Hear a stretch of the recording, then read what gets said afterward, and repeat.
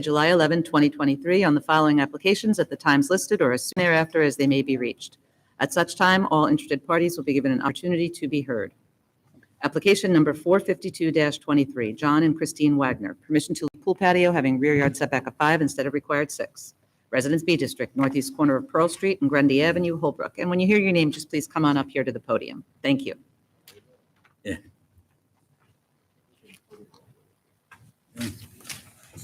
You step back there. Good evening. Can you please give us your name and address for this tonight?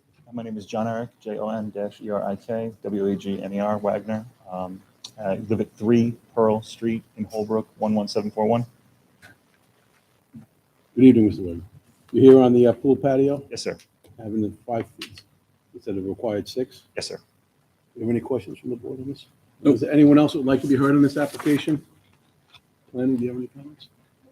Okay. I make a motion, we approve the application. Second. All in favor? Aye. Application's approved. Thank you. Application number 453-23, Scott and Kimberly Collins. Permission to leave above-ground pool having side yard of 12.8 feet instead of required 14 feet, and gravel area on side and rear property lines not having required setback of 4 feet each. Residence A District, north side of Kime Avenue, 292.444 east of Arbor Street, West Islip. Good evening. If you could give your name and address to the stenographer. It's Kimberly and Scott Collins, and address is 419 Kime Avenue, West Islip, New York, 11795. Oh, that helps. And you're here just on the above-ground pool, having the side yard, 12.8 instead of required 14. Yep. All right. You have any questions from the board on this? No. Anybody else like to be heard in this application? Planning, you have any comments? No? Take a motion. I'll make a motion that we grant the application. All in favor? Aye. The application's granted. Thank you. Application number 454-23, Brian and Allison Mahoney. Permission to leave roofed over porch, 6 by 28, having front yard of 21 feet instead of required 40 feet. Is anyone here on the application? Brian and Allison Mahoney? Second call. Application number 455-23, Dina Brandenstein. Permission to leave roofed over patio attached to detached garage having rear yard of 0.7 feet instead of required 10 feet, and patio having rear yard of 0.7 feet instead of required 4 feet. Residence A District, northeast corner of East Bay Drive and Bay 9th Street, West Islip. No one's here on Dina Brandenstein? This is where I get worried that the public notices didn't go out. Yeah. Yeah, Is it? right. Oh, could be. Could be. We'll have a great second call count. Oh, Is there yeah. anyone there? Yeah, there's a sign up. I don't think there's anyone there, but.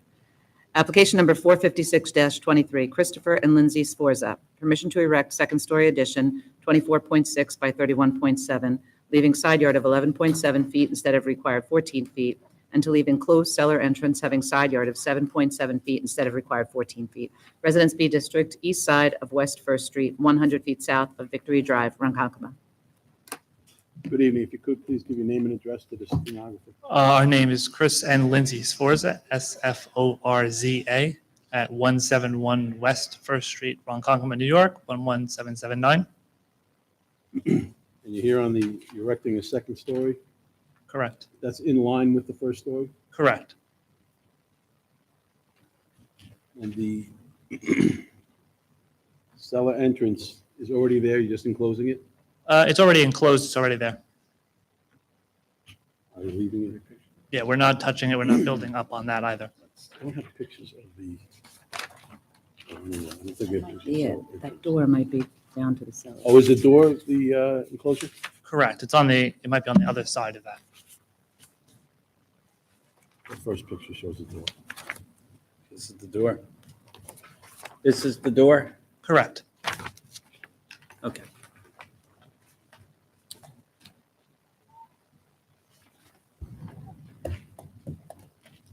Any questions from the board? No? Anyone else would like to comment on this application? Lanny, do you have any comments? Make a motion, we approve the application. Second. All in favor? Aye. Application's granted. Thank you. Thank you. Application number 371-23, adjourned from May 23rd, 2023. Oscar Turner, permission to establish accessory apartment pursuant to Islip Code Section 68-602, to leave two-story addition 11.1 by 31 feet irregular, resulting in floor area ratio of 38.6% instead of permitted 25%, shed having side yard of 1.8 feet instead of required 2 feet, patio having side yard of 2 feet instead of required 4 feet, having 35.7% rear yard landscaping instead of required 40%, and driveway having side yard of 3.7 feet instead of required 4 feet, with front yard occupancy of 43% instead of permitted 40%. Residence B District, east side of Owen Street, 155 feet south of 10th Avenue, Brentwood. Good evening, Mr. Chairman, members of the board. Roxanne Trella, Dynamic Expediting Services with offices at 1040 Terry Road, Ronkonkoma, New York. Just a quick note, Mary, the representative for Brandenstein did go to the other building, and I Oh. just gave them the address, so they're on their way here. Okay, great. Okay, so on our application, we are here to establish an accessory apartment. The square footage is 466 square feet. It is owner occupied, but we do not have engineering approval yet. We are here for some relaxations related to the driveway. The next item on the application is the shed. The shed is a small shed. It's 121 square feet. It's been there over 10 years, and it's a minimal relaxation, 1.8 instead of 2. We're also here for the patio. It has a side yard of 2 feet instead of 4 feet. It's actually only one small portion on the north side of the dwelling. The other side and the rear dwelling comply with the 4 feet. We're also here for rear yard landscaping. We did have a revised calculation completed after a site visit. The new one was correctly called in the meeting, 35.7. It's a small perimeter around the yard where she will be planting grass. We also have a doctor's note. The property owner has severe allergies, which is why she replaced a big portion of her grass with concrete. And we have the driveway, 3.7 feet instead of 4 feet. Again, minimal relief requested. The driveway's been this way for over 10 years. We have the front yard occupancy at 43% instead of 40%. Again, this is the same thing as the rear yard. We do have a doctor's note with us because of the severe allergies, where it makes it very hard for the property owner to leave her property. So that And then- 4.3% of patio as opposed to grass, that's the difference in affecting her allergies? She wishes she Like could have it extra- completely That's concrete, not the but question. we, but You're saying at 35.7, her allergies are fine. At 40, she can't get up in the morning. so right now it's not, the small portion is only soil. She is going to put grass because we told her that's recommended, but right now there is no grass, making it better for her allergies. Her whole face swells up. She literally, the moment she walks out of her front door, it's hard for her to So what's breathe. going to happen when she puts grass?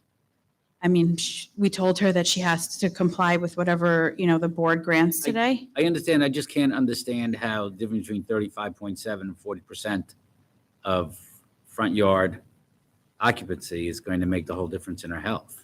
We're just trying to bring it up to an acceptable number. If it were up to the client, she would have it all in concrete. Kelly, can you zoom out a little bit for me, please? There's a lot of grass, right? Yeah, I feel like the little bit of grass in her backyard is not going to be Yeah. doing much compared to the giant field across the street. Yeah, that's not a real strong argument, but it's an argument. What about the grass? Why would you even buy a house there when it's a whole baseball field next door? All I can say is I've seen her, I've seen the allergic reaction, and we had her get a doctor's note. That doesn't help. But the argument being 35%. Oh, that could be. Yeah, I'm just saying okay. it's a All weak right. argument. Just want to make sure I'm on the same page. Can you also, Ms. Trella, tell us about the 38.6% FAR as opposed to 25? Yes, That we need help. I saved the best for last. I saw that. So as It's her far as. allergies.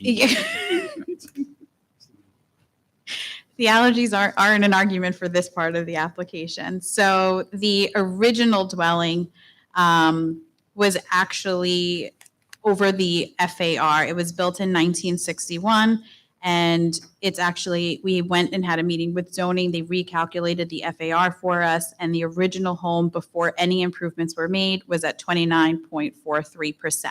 So already over the 25% It was in our 30 that we grant. correct. That's fine. Question, those improvements or that were created subsequent to it being at 29%, right? Were those done legally with the CO? No, they were not. So it's kind of an irrelevant argument. Well, I just want to point out that we were already starting with a high FAR, and then I'm going to go into the percentages that were added on. How did it get there? How did it get that way? Who did the building? So I'm not sure who constructed it. I do know that Well, it's been there Was it the for- owner? How long has the owner owned the house? I don't have, I can. Was it the owner who did the construction? I'm unsure of that. Or when was it done? It was done over 10 years ago, sometime between 2013 and 2014. How do you know that? The client told us it's been there for a lot of years, so we checked the aerials, and based off of Suffolk County GIS, it was improved around 2013, 2014. And when did they purchase the house? I'm not sure. Well, that's an important thing to know. Is it before 2013 or 08?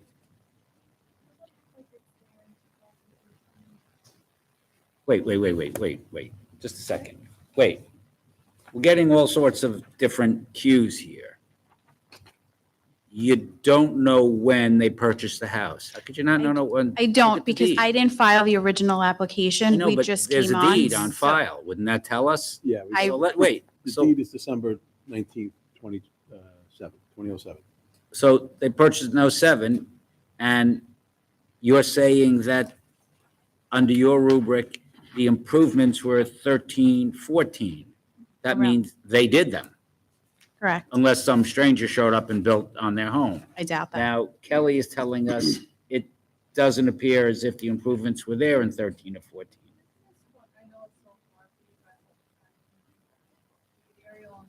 Well, you know what? We can't see it. Why don't you tell us, when does it appear to you? And let's see if we can have a commonality here. All right. Well, whatever. It's immaterial. They did it. Okay. Okay, so it wasn't hard to establish that. I'm just saying I didn't have a copy of the deed because I didn't file the application. We just came onto the project. I didn't hear somebody was coughing. We literally just took on this file. So I didn't have the deed to verify when she purchased the house.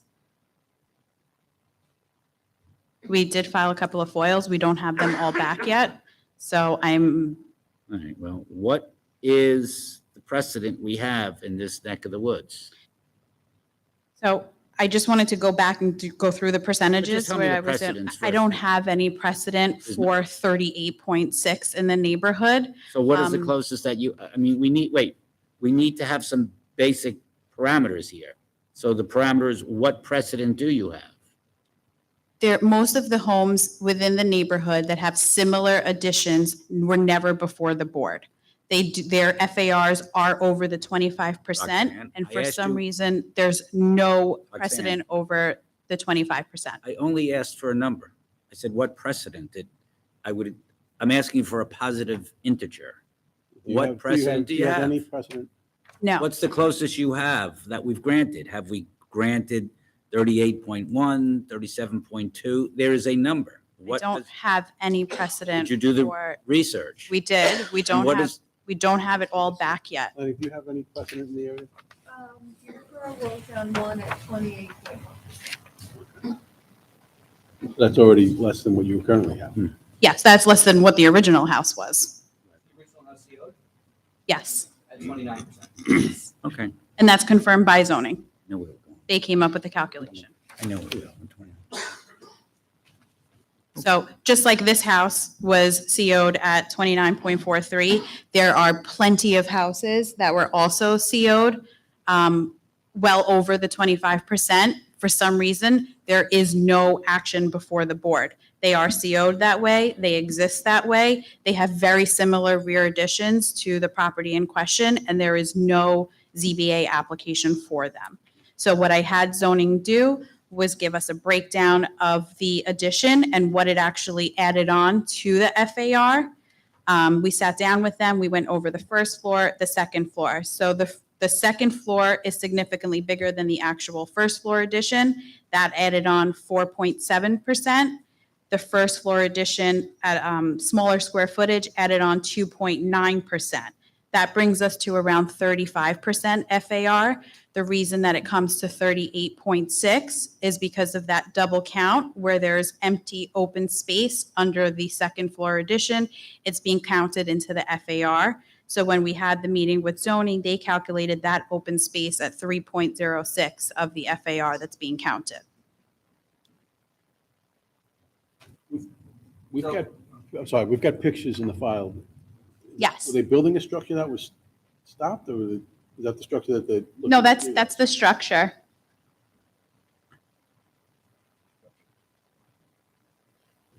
What is that? What is that? Looks like you're calling it a structure. I don't know, what is that structure of? It looks like That framing. gazebo, that's been removed. That's not on the application. It's not in the FAR, and it's no longer at the property. It's been removed. Yes.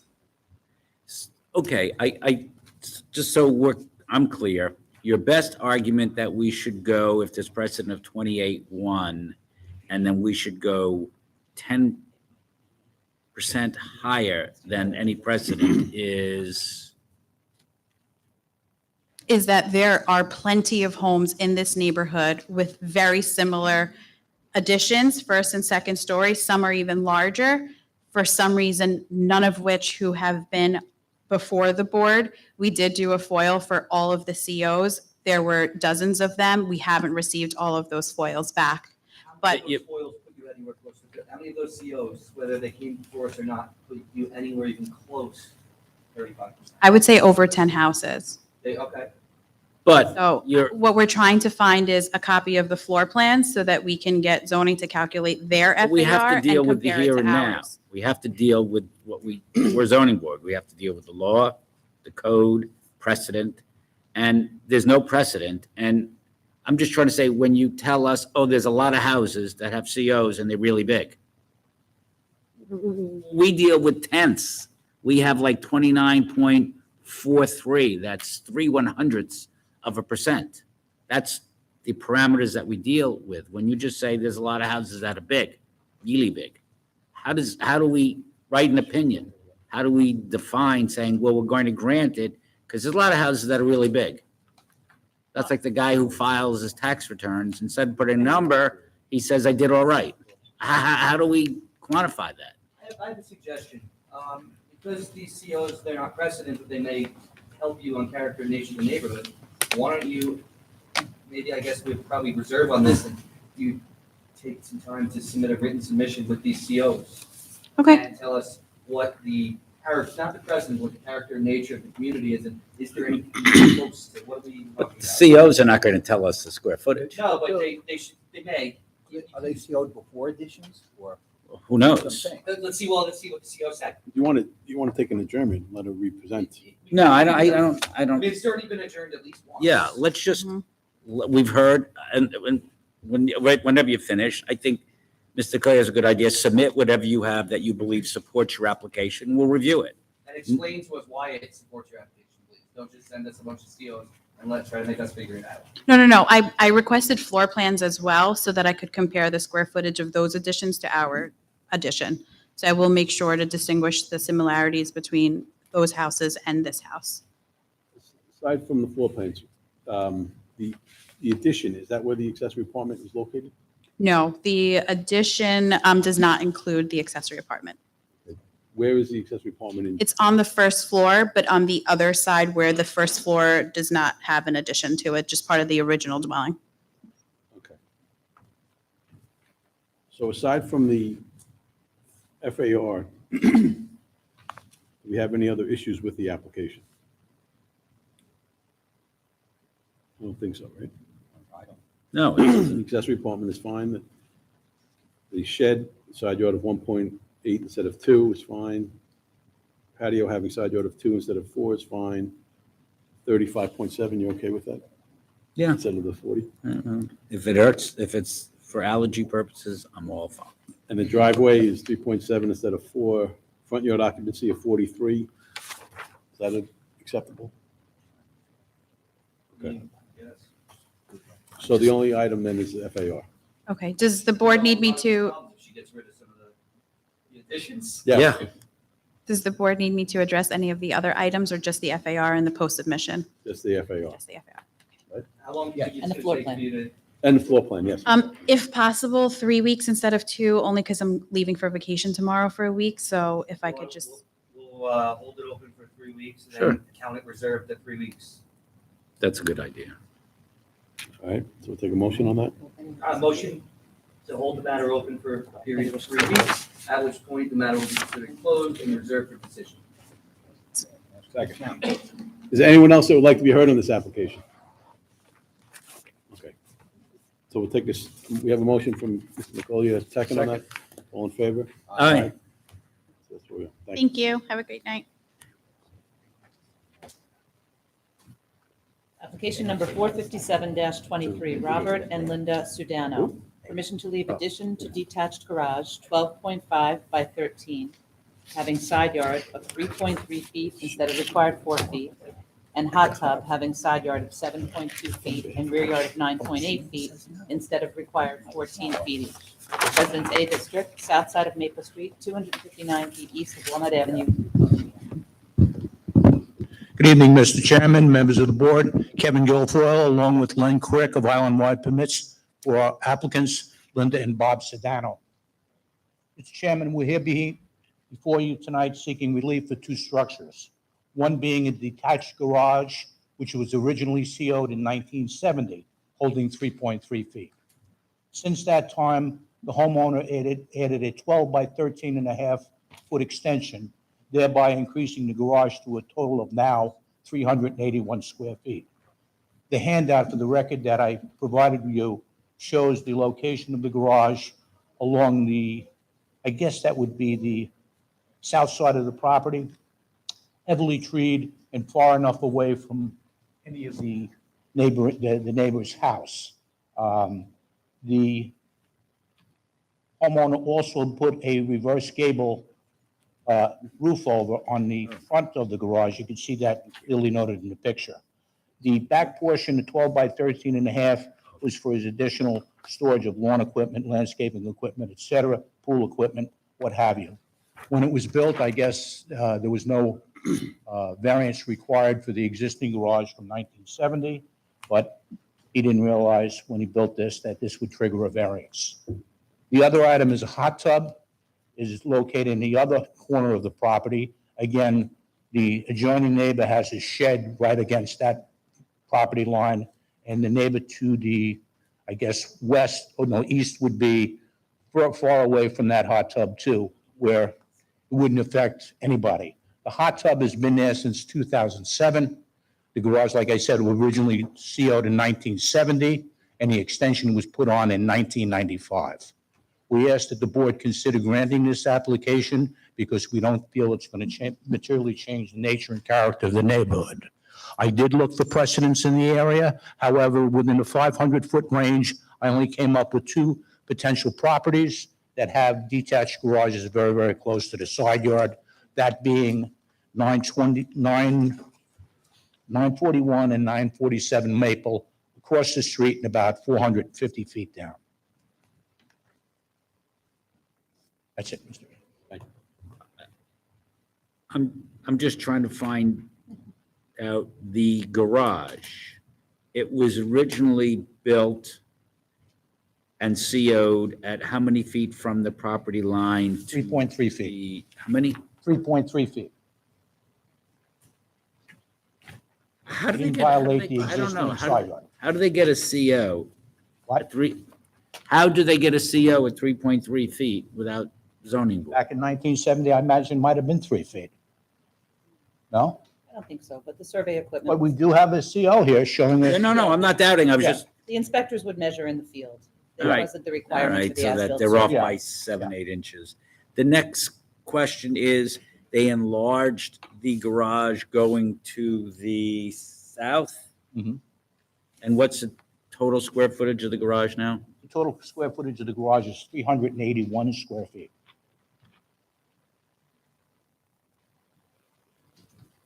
Okay. Thank you. Any other questions from the board? Is anyone else would like to make a comment on this application? Yes. Okay, please come forward.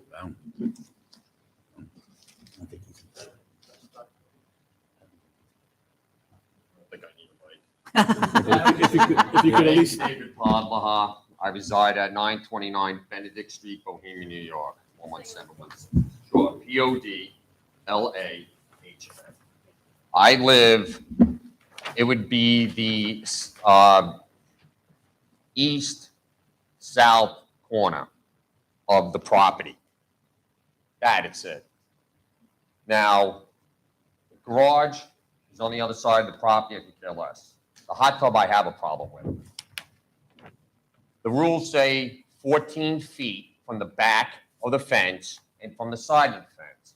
They No, it have- says property line, not the fence. It's property line. Right. So they're That's at 7. If I was to build the garage, would say 18 feet, that's only 4 feet higher.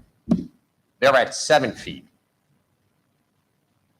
And then on top of that, they also have a structure, it's an outdoor shower. That's literally on the property line or next up against the fence. They have a white fence, they have a chain link fence, then you have PVC, and you can actually see the structure through the fence. So I have an issue with that too. I don't know if you guys didn't know about that, but that's the biggest issues I have. What is it that irks you that the hot tub is 7 instead of 14? Because when was it put in? 2001? When were your zonings for that? I asked the question. That's what I have in there. Oh, So wait, wait. I'm sorry. It's okay. But I have a problem. I'm just trying to find, are you upset that they violated the zoning code in 2001? Okay, that's it? Because if I had to do something, I would have to put it where you guys or the zoning people tell me to put it, how far the setbacks are. Like I said, let's just say it was 13 feet away from the line. Okay, a foot, listen, somebody can misjudge. 7 feet's pretty big. So that's what I have a problem with.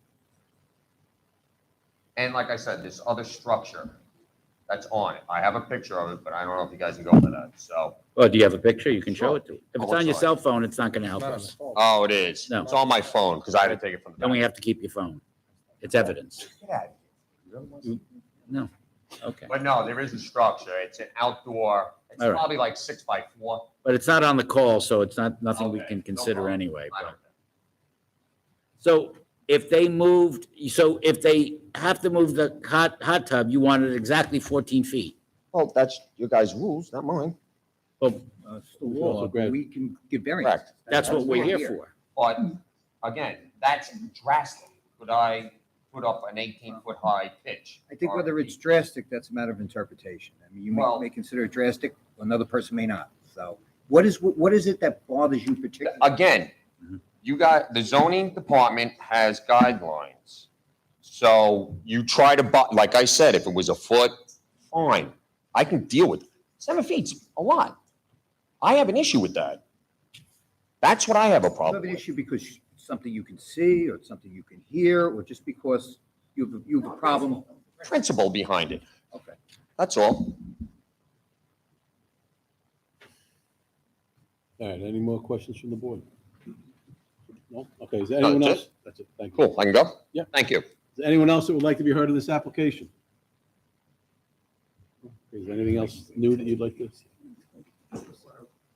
Just for clarification, Mr. Chairman, the gentleman that's located at that property, he would be more concerned about the rear setback Nine. of that hot tub, which is 9.8 feet Right. instead of the 7.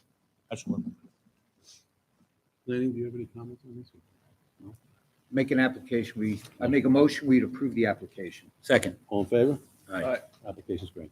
Thank you, Mr. Chairman, members of the board. So we're going to go back and do those second calls because they got confused and went to 401 Main Street. Did you really? Did I not tell? Oh, it said it in an email, but, You didn't, oh, that's right. you didn't get the, who here went to 401 West Main instead of coming here? Brandon Steen and Oh, not Mahoney? Okay. Okay. Oh, you did too? Mahoney? Yeah, we're going to call that one first. Application number 454-23, Brian and Allison Mahoney. Permission to leave roofed over porch, 6 by 28, having front yard of 21 feet instead of required 40 feet, and driveway on side property line not having required setback of 4 feet. Residence AA District, north side of Twin Bark Avenue, 950 feet east of Hummel Avenue, Holbrook.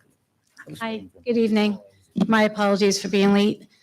My name is Allison Mahoney. It's my husband Brian. We live at 465 Twin Bark Avenue. We are here to request a variance for the covered porch and for the gravel driveway. No, This porch is in front of the house. I believe I did email in some pictures too, you know. The handout I gave you is of my neighbor's, how she offered to write a letter for us. And so I just put in a picture of, Yes. Not the same picture. is it? I- No, it's the same picture. in the winter. Yeah. Oh,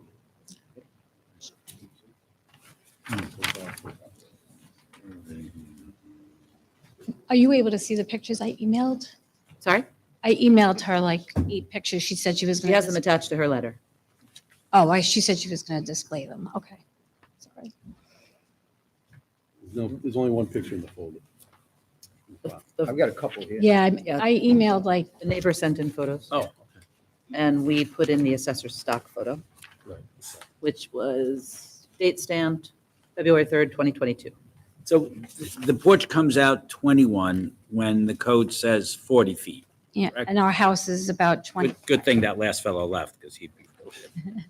So can you tell us generally, if we look down your block, are you what was the setback before the porch was built?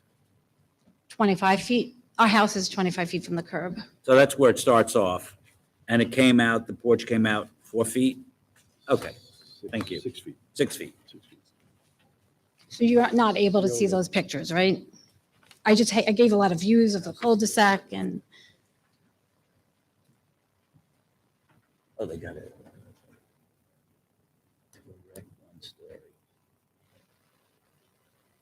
Addition. So, This is on the side yards, but. We see you went to the zoning board to us in 2002. that was for a family room addition we put on in the back. Okay. Yeah. Thank you. In the front yards, in the setback. The house currently has a setback of 27 feet, so it's not able to enjoy the permitted encroachment allowance. Which is what? This porch would be, in AA zoning, I think would be allowed to go out 7 feet into a conforming front yard setback. Unfortunately, because the lot is 82.5 feet wide, it doesn't meet AA standards, which would require 100. I suspect the house was built on single and separate grounds in 1972. So the house, at that time, single and separate, actually set forth diminished setback requirements to allow the construction of the house.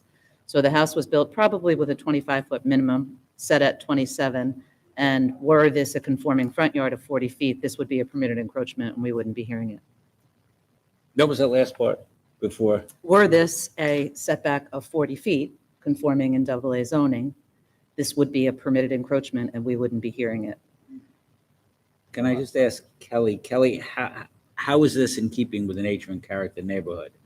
Well, if you look at that aerial. I'm trying to. Directly west is residential district, which is basically where her block ends. I don't know why they didn't make some residential over there, but all to the west would be permitted 25-foot front yards. I think. So this wouldn't be like super different. Okay. It's not the whole front of the house. I don't know if you guys do this still. The zoning what? Don't Yeah, include, never never to be, to be enclosed. never to be enclosed. Oh, yeah, no, that's still a thing. But we have No, problem no. with it. No. So if granted, would you agree never to have the porch enclosed? Oh, yes, absolutely. All right, so any other questions from the board? Planning, any other comments? No, is there anyone else who would like to be heard in this application? Are you Holbrook? Or is that? I'll make a motion, we approve the application with the condition that the porch not be enclosed. Second. All in favor? Aye. Aye. Okay, application is granted. Thank you. Good luck. And the driveway is, That's granted too. thank you so much. Don't appeal what you want. Application number 455-23, Dina Brandenstein.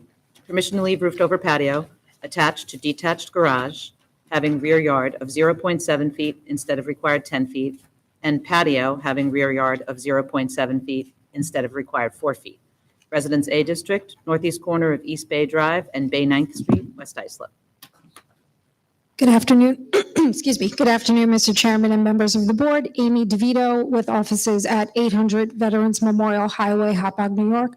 I'm here on behalf of Jennifer Leeds from Leeds Expediting.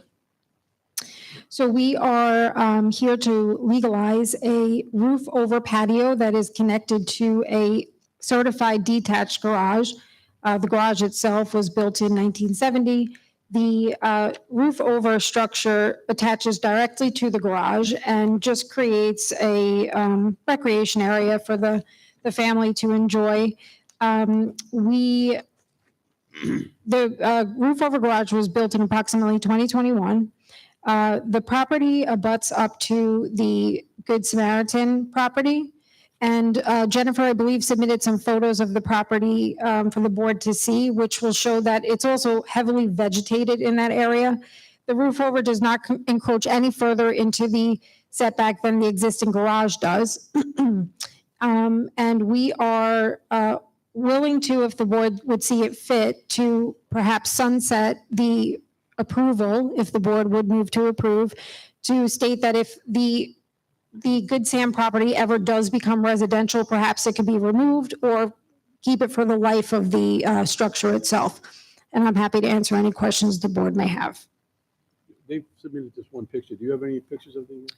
Was it this one by any chance? No, it's not. Okay, I'll hand this one up. So it looks like there's a table and chairs underneath it.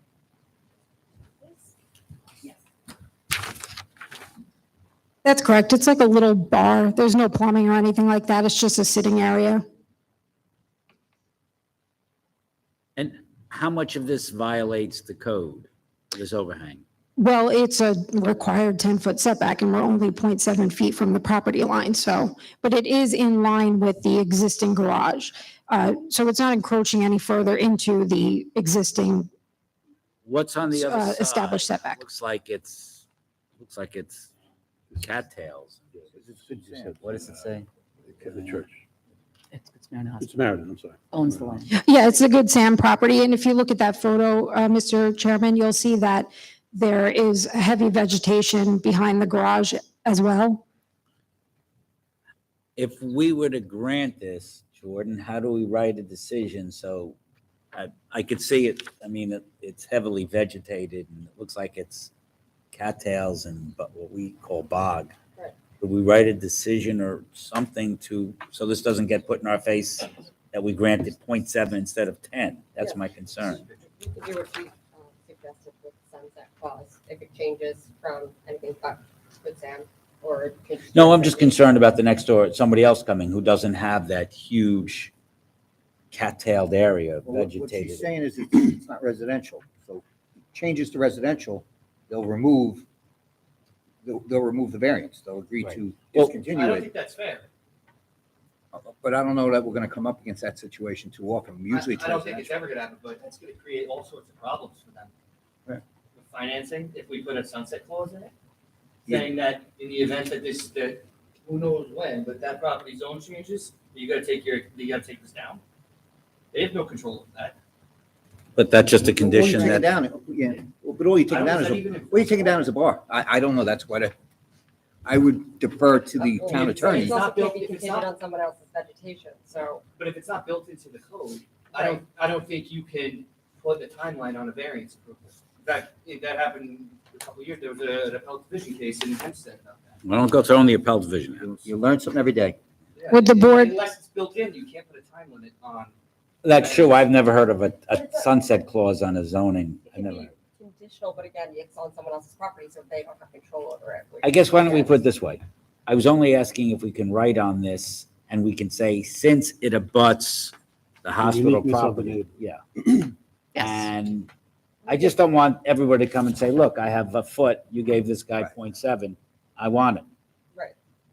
We could definitely, point out that given circumstances, this is why it's being granted and distinguish it, so it's not setting back precedent.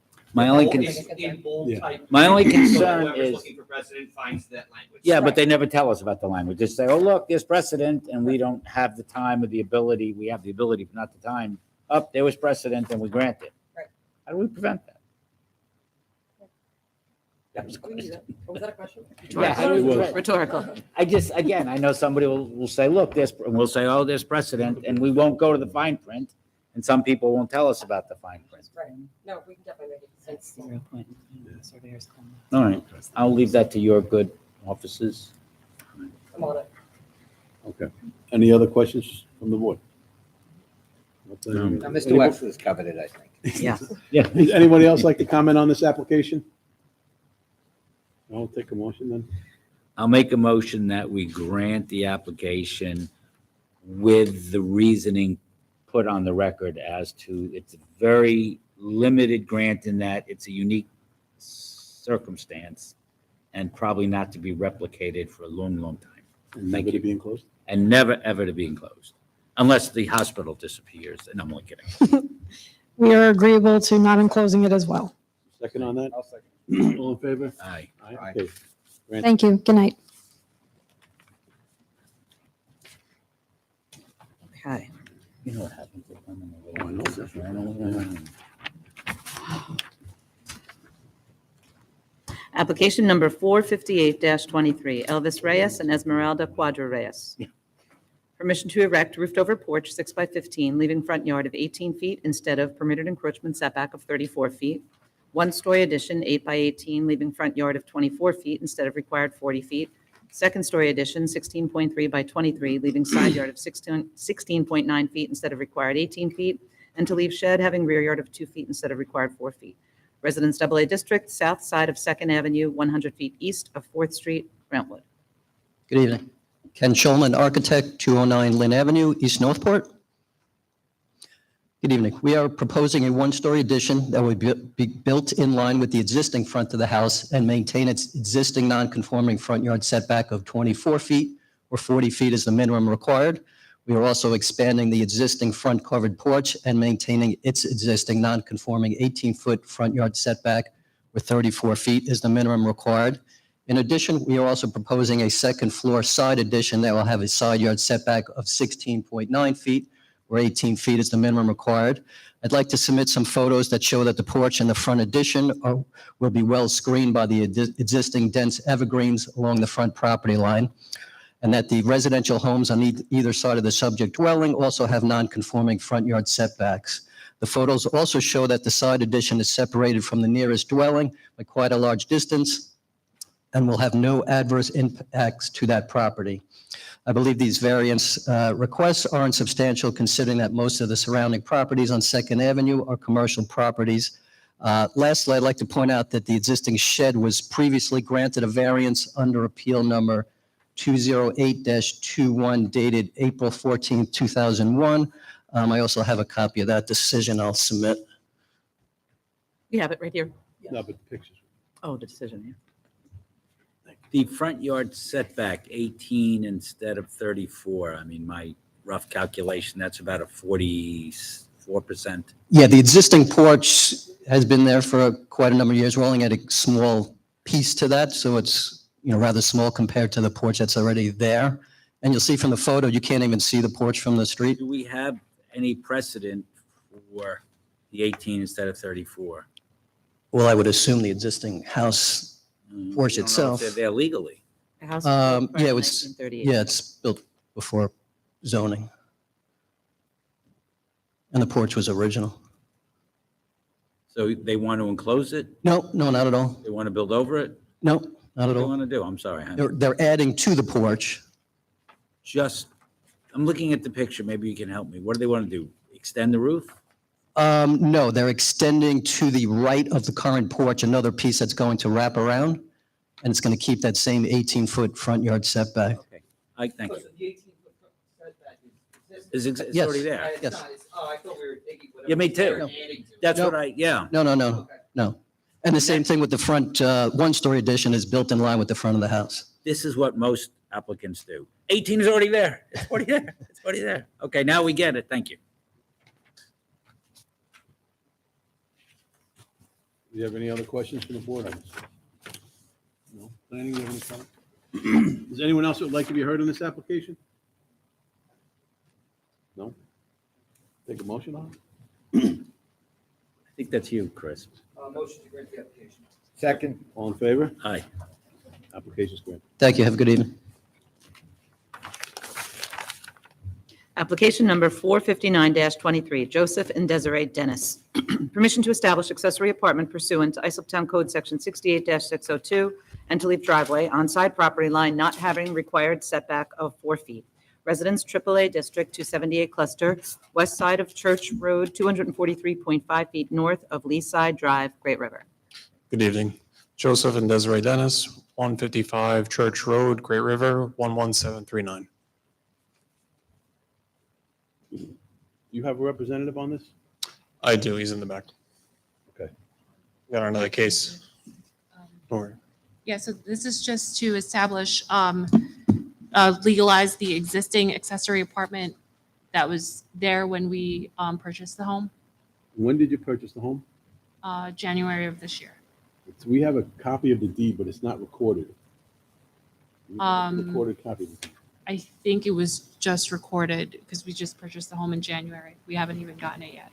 Right, so Yeah. We used to be able to look it up on the county website, and now we can't. It's probably about now being recorded. They're about Yes, 4 or 5 I months. called not that long ago. And somebody answered? Yes, Oh. yeah. That's why I voted because Yeah.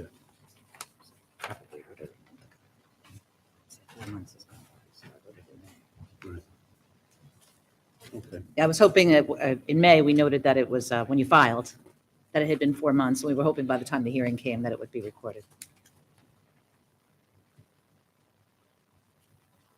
Okay, any other questions on this? It's just for the accessory apartment then.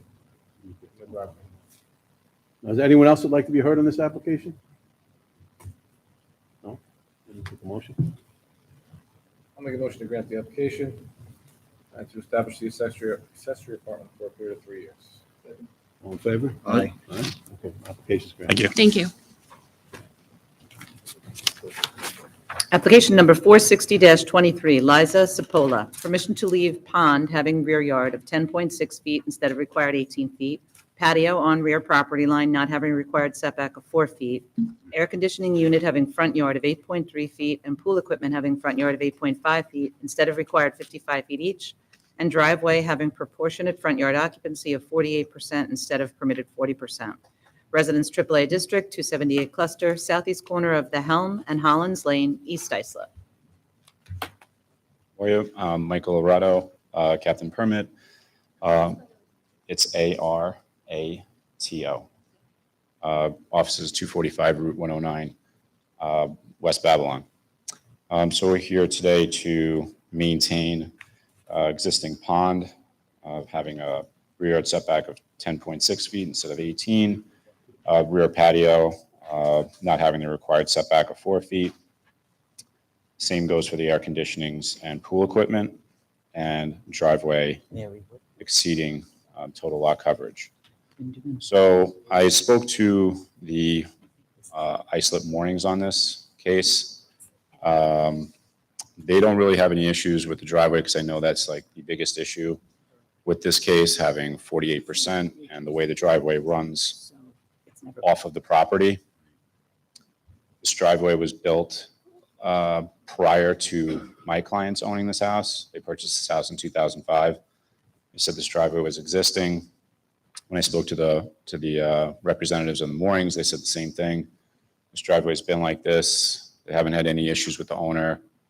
And when I spoke to zoning at the building department, the 48% is there, but given Hollins Lane is really like a paper road, it's not a legitimate road. It doesn't lead anywhere. It goes to undeveloped land behind it.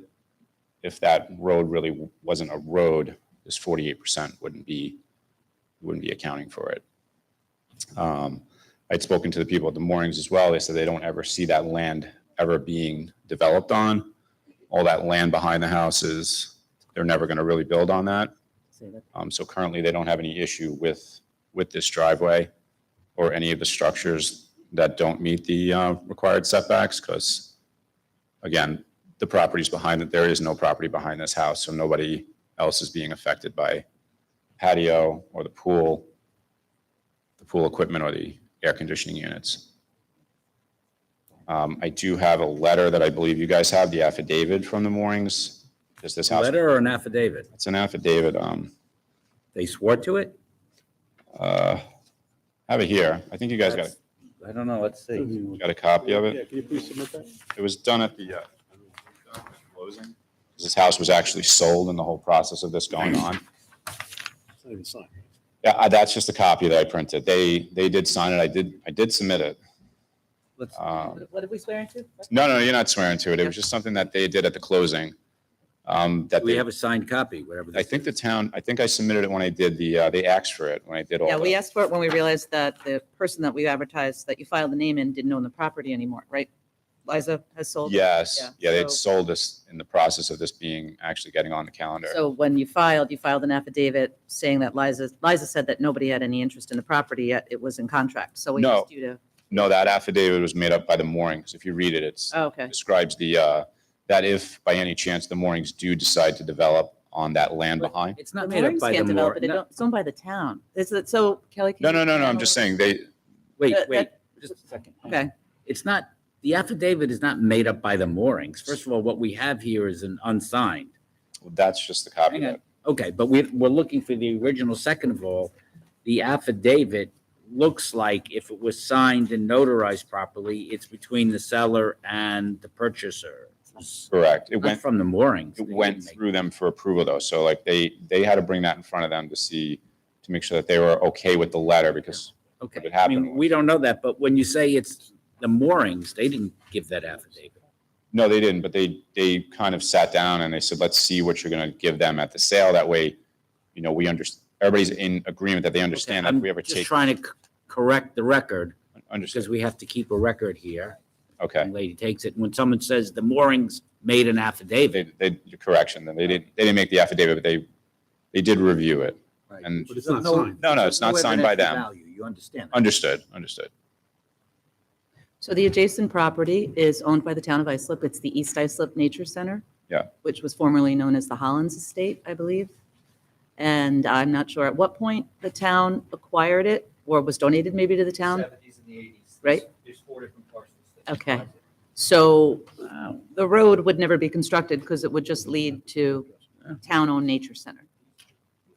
In 1970, the then owner came before the board and asked for permission to erect the detached garage to which this driveway leads. The driveway was permitted to be constructed over the paper road known as Hollins Lane. So that's how long that driveway access has been there, 53 years. Pictures.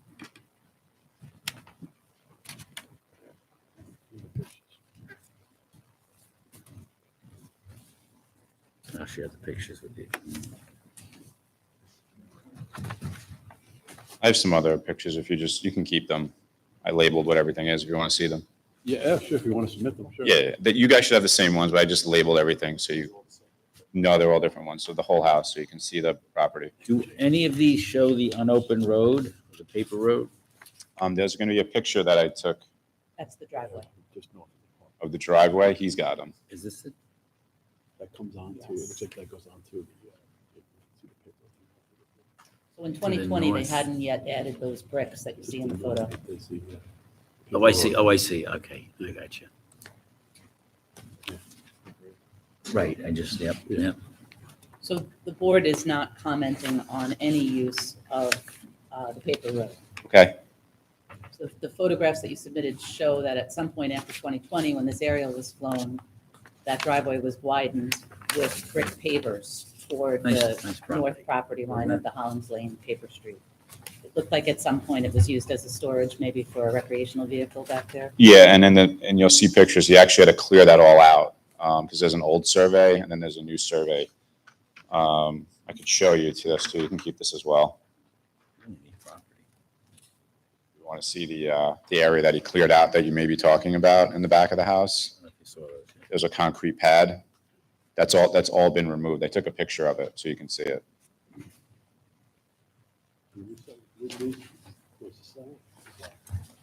Liza was the seller, correct? Yes, And has it closed? it did sell. So, and everything on this house, all the open permits that were there have been all taken care of. The house has been fully inspected, electrical cert, plumbing's been signed off. Everything is ready to be CO'd based off of the outcome of this variance.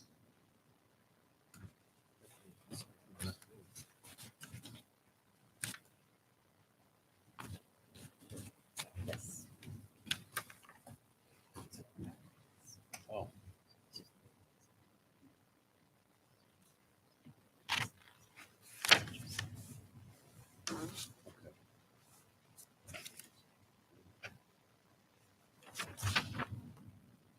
How much property is this on? I guess I'll see in about 2 seconds. What's the size of, it's an acre. Yard acre.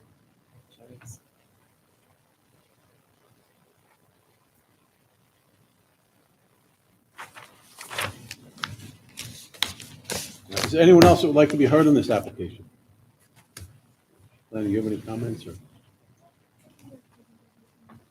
Do we have any more questions on these? No, I'm good. Me. No? Any more questions? No? All right. Take a motion? Yes, Mr. Chairman, I'll make a motion that we grant the application based on the fact that although it's 48% front yard occupancy when only 40 is permitted, since it abuts a paper road, and then it also abuts vast open property of the East Islip Nature Preserve, based on those reasons, board is granting the application. Made the motion, we're gonna second that. So the condition motion has been seconded. All in favor? Aye. All right. The whole board is Now the board has granting it. granted it. The whole board. All right, thank you, everybody. Have a good night. Chief Judge there. Application number 461-23, Anthony and Janet Pepin. Permission to relocate detached garage having height of 17.5 feet instead of permitted 14 feet. Residence AA District, west side of Secretog Lane, approximately 700 feet south of Montauk Highway, West Islip. Good evening, Chairman and members of the board. My name is Tina Weber with Bowler Fluger Architects. Our office is located at 85 East Main Street in Bay Shore. I am here with the homeowners, Anthony and Janet Pepe. I also have the contractors here if you need any further information from them. So we are here today requesting a variance for the height of the existing detached garage, having a height of 17.5 feet instead of 14 feet. The homeowners are looking to relocate the garage to the southerly side of the property. It will remain approximately at the same grade height and therefore the same ridge to grade height as it currently exists. I do want to just mention that we did do a quick ZBA search as far as precedents in the area. We did find ZBA cases 008-11, 337, and 337-07. And I also wanted to add that the proposed new location of the garage will be 10.5 feet from the side property line instead of the minimum required 4 feet. We did that to account for the fact that it is taller than the maximum required height of. Can I ask you a question? The garage currently stands at 17 feet high? Yes? Yes. Is that CO'd? It is not, actually, we just got a certificate of compliance yesterday. So because this house was built in 1902 approximately, there was no C of O on record. So when we took on this project, we had to apply for the certificate of compliance. And I did check with records actually today. They got the inspection done and to close that all out. And yeah, so they are issuing the C of O. Here's my concern. We hold pretty closely to the 14 feet. And we wouldn't grant this ab initio, wouldn't grant it if you came in. So how do we allow you to move it? And it's like building anew, which we wouldn't normally grant. I So- do understand. With this particular structure, since it was built in the 1900s, the homeowner wants to salvage the slate roof that's on it. It is a very valuable and expensive material, and he wants to save that. So it's a, just a nice piece of part of the property that he wants to keep and move. Kelly is highlighting the certificate of compliance, which was issued, I can't read it, of course, but it was issued yesterday, Tina? Correct, yes. So that means that the building inspector dated the structure through assessor records, but also dated the structure by their inspection, verifying that its construction appears to be the date that. Correct. So it took you 121 years to make it legal, and now you want to move Yeah. it? I mean, the Pepes, I know, the Pepes, But let me they bought the house in 2019. It was, I'm assuming it was a cash deal. And yeah, I mean, when you're buying a cash deal, normally C of O checks don't go through, so. and But didn't they have- want to make the garage 17 feet to reuse the slate? Wait, No, they want to keep that part, but they want to move it because, They're gonna move the garage in its entirety? Pick it up and move it. but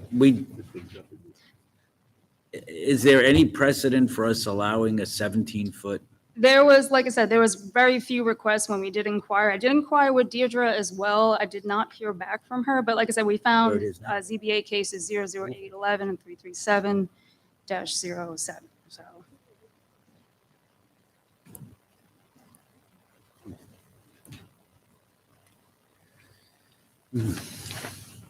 They want to move, yeah, that's a good idea to reserve. Well, just, it looks like you're moving, if I'm reading this right, you're moving the garage out of kind of the side yard into directly behind the structure, right?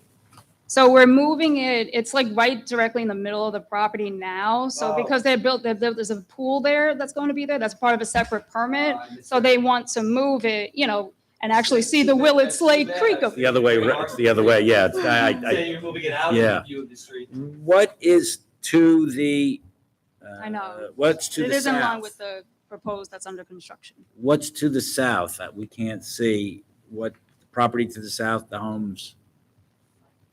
Because, yeah, It's just, this is West Islip, so Yeah, they're it's just narrow open properties. space. Where When I- is, you're talking about the southerly part, right? right, the one where you, because you want to remove or move the garage to the south? Right. Yeah, it's mostly trees and wooded area.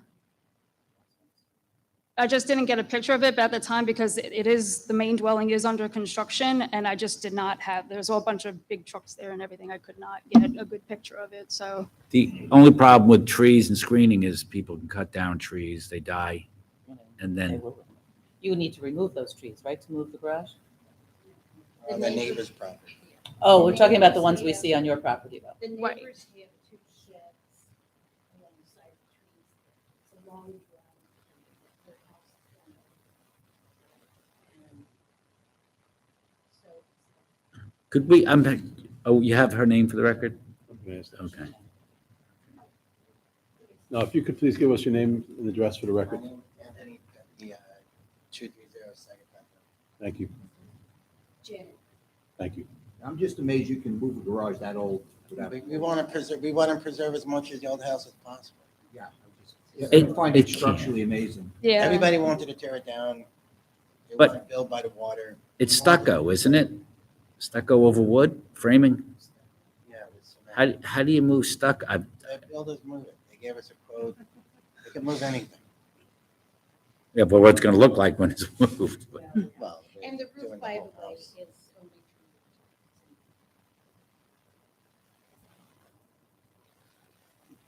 So normally, to move a structure, you have to, and I know a little bit about a lot of things, I don't know a lot about anything.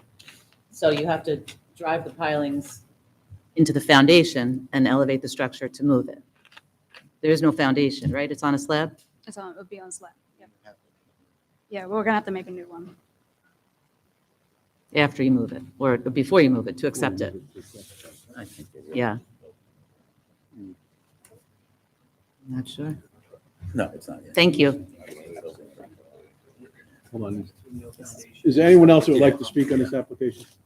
I'm One part of the second, sir. application. I'd like to just further speak about it if I If could. you just give us your name and address. Mark Saglioka, offices at 131 East Main Street, Bay Shore, New York. Saglioccca. Thank you. I've been recently introduced to the Pepe family, and I've done quite a lot of building on that South Shore. I grew up in that area. Dr. O'Malley's house was the one to the north, who I knew very well. The Pepe's home is about 100 years old, 100 plus years old, and it is spectacular. They decided to keep the structure and revitalize it, which right up in my wheelhouse, and then we're adding on to it on a separate permit. The existing garage, which is at that 17-foot, is beautiful. And, you know, it would obviously have been cheaper to knock it down and rebuild it, but they want to keep the structure, has a slate roof, and move it a little further to the south so they have more of a direct view of the canal that abuts up against Magoon Landing. So I can tell you that the southerly part that it abuts to, the neighbor, it is all treed. And in speaking with the neighbor, it sounds like there are no immediate, they have no urgency to take down any trees. Their house is further back towards the canal, which is perfect because this structure just moved to the 30-foot to the south, isn't really affecting anybody at all.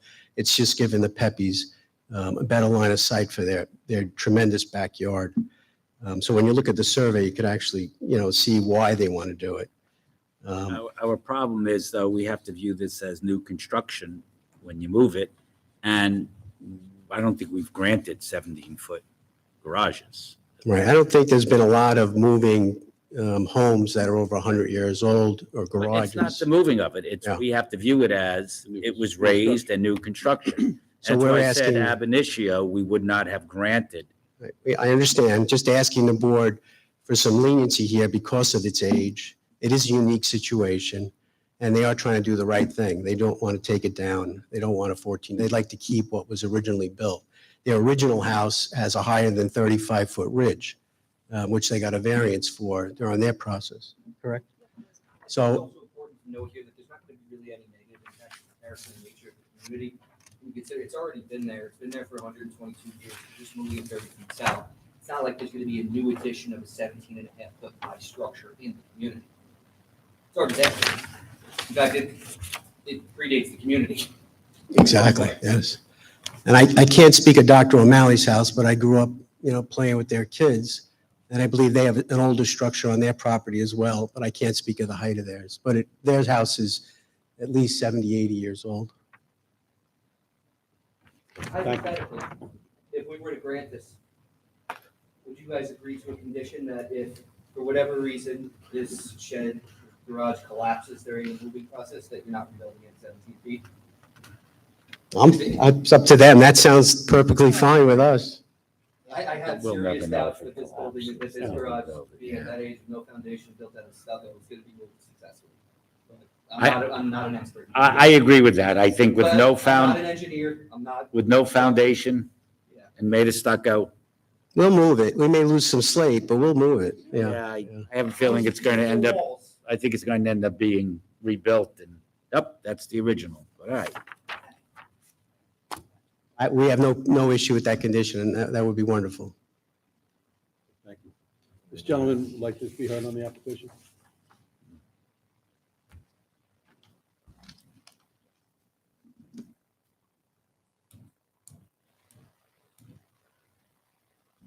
Good evening. My name is, excuse me, John Davis, President, Willets Point Association, PO Box 55, West Islip, New York. And our association runs along Secretog Lane from Montauk Highway down to the bay and the intersecting side streets, et cetera. As mentioned in discussion earlier, Peppies were here for a variance for their current addition that they're building, and that also included a variance for height, similar situation where it was a building built prior to zoning codes, et cetera. They've been doing a remarkable job reconstructing and 100% renovating this house, and they've taken great care to protect the structure. They do have a slate roof on that existing structure, and I think the existing garage conforms in appearance to it because the pitch of that roof on the garage mimics the same design of the house. I can certainly testify that that garage has been there since the mid-50s, since I've lived there. I also knew the previous owners, that nothing's changed on that property in many, many decades. We wouldn't see any harm in that garage remaining, whether it's in its existing location or moved to the south where they want to put it. And as has already been stated, that house to the south is set way back down by the water, where this applicant's house is set up close to the highway, so that you're not really interacting with that home on the south side. Also at 210 Secretog Lane, a little further down, there's a house that has a cottage, and it's built like a Cape Cod house, very tall. It has a usable structure on the second floor, again, predating any codes on those. The house immediately to the north, as mentioned, a former O'Malley home, has a structure in the back, which is a combination cottage and garage. And I can't tell you that I measured it, but looking at it, it's well over the 14-foot requirement. Also, a very old building predating all the codes. So we really would be very comfortable with this exception being made, because we don't see that how this would have any negative impact on anyone. And we certainly support the Peppies because they've been very forthcoming. They've discussed this project with us in the past. They're doing an outstanding job. I think they're going to make a tremendous improvement to that area. So I don't see any negative impact on this application whatsoever, and we would certainly support it. Thank you very much. Is there anyone else who would like to be heard in this application? No, is there any other questions from the board? Planning, any comments? Do you want to take a motion to reserve this decision and we'll discuss it? Yep. Who is this me? Yep. Oh, yeah, okay. Thank you, Mr. Chairman. I make a motion that we reserve. Second? Second. All in favor? Aye. Aye. We reserve decision. Thank you. Thank you. Thank you. Thank you.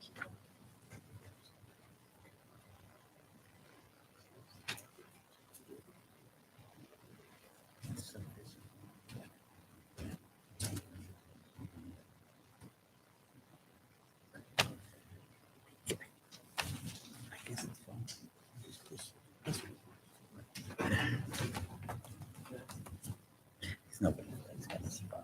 That's all. It's just so they have that.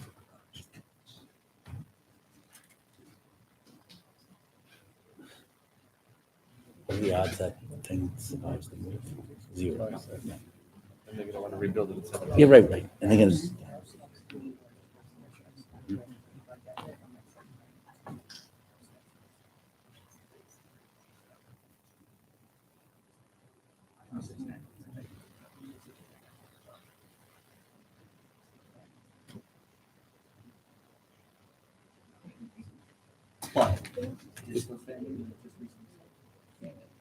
Yeah, but you gotta move 100-year-old stuck up. just like that.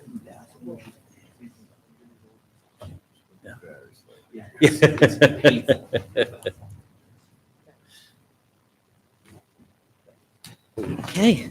Application number 462-23, Scott and Bridget Lennon, permission to leave chicken coop, 12.3 by 34.2, having rear yard of 5.5 feet and side yard of 8.6 feet instead of required 10 feet each, and semi-in-ground pool having side yard of 13.8 feet instead of required 18 feet.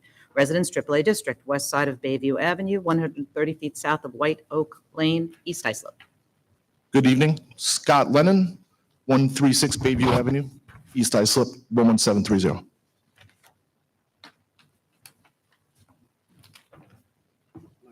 The chicken coop, is that movable? There's a whole brick inside the shed that's, It can move a 100-year-old garage. well, I'll have to get the number on the way out. Can I just point out that this property, it butts onto the east side of the property we just talked about in the moorings, in that same Yeah. wooded area. Right. That's the South Shore Nature Right, Center. and in yeah. there's tons of different wildlife. I really don't think a couple of chickens are Back. gonna Oh, you want this? Because there's already, I think, a guinea fowl in there, other nonsense, I know you passed me this one. turkey, turkeys, lobsters, all of them. You're passionate about that. Very good. Yeah. Very good. That's very good. That's the coop. You-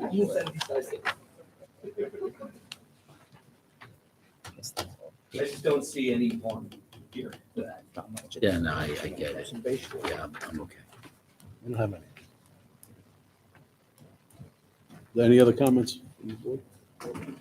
No. Anybody else like to be heard in this application? Planning, do you have any comments on it? No? Take a motion then? Thank you, Mr. Chairman. I'll make a motion that we grant the application based on the fact that although a chicken coop is large, it does abut nature preserved property. It looks like loads of acres there of, It's about Mr. Cole, you think it's about 86 acres. Thank you. Second? Yes. All in favor? Aye. Aye. Application. Thank you so much. Have a great evening.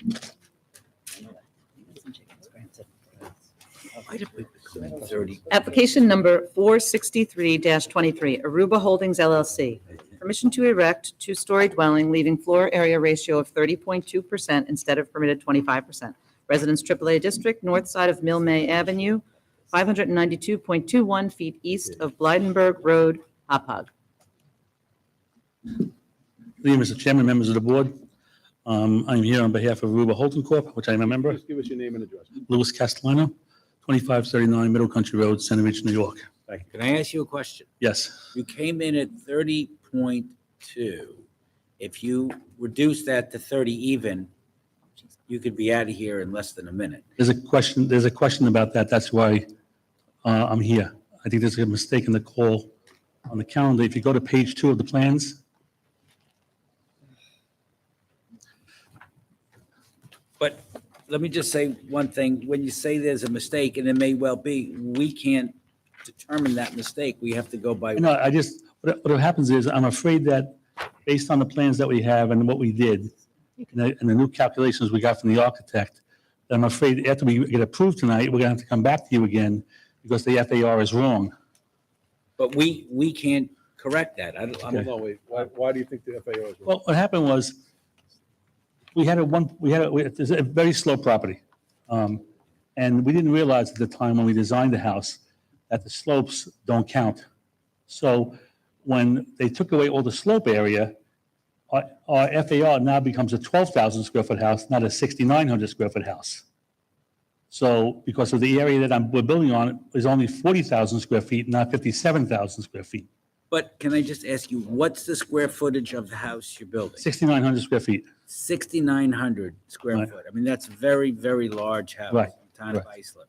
How difficult would it be to make it 6,882 square feet? I mean, it's not like you have the bungalow that it's shoulder to shoulder anyway. I mean, it's a huge house. How difficult it is to bring it to 30%. This is the problem we're having is with the customer does not want to reduce anything in size. Well, yeah, we can do that And for we him. keep telling him, Okay, why he keeps don't we? going back to the architect and making the house bigger and bigger. We started off at Okay. 4,500 square Can I feet. ask you a question? Unless you have precedent that we've granted 6,900 square foot homes at 30 point. There is none. Of course there's not. Right. That's why, let me go back to my original statement. 30 point even, Right. 30%, you don't have a problem. The client wants what he wants and doesn't want to bend. So one point now, the size of the property is what? 57,000 square feet. 1.3 acres. Right. But you lose about 0.3 of an acre based on the. Yeah, we lose about a little more. We lose about 17,000 square feet. Right, because of the slopes. Right. So if there weren't slopes, what percentage would it be for the FAR? We would be fine. We wouldn't even be here. That's the one thing. Right, but there are slopes. How do we pretend they're not slopes? That's the town code. Except for precedent.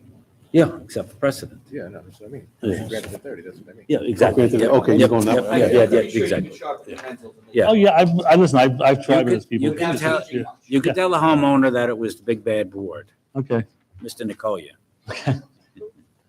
all right. All right, is there anyone else that would like to be heard on this application? Planning, do you have any comments on it? No? Okay, any other questions from the board? Okay, I'll take a motion then.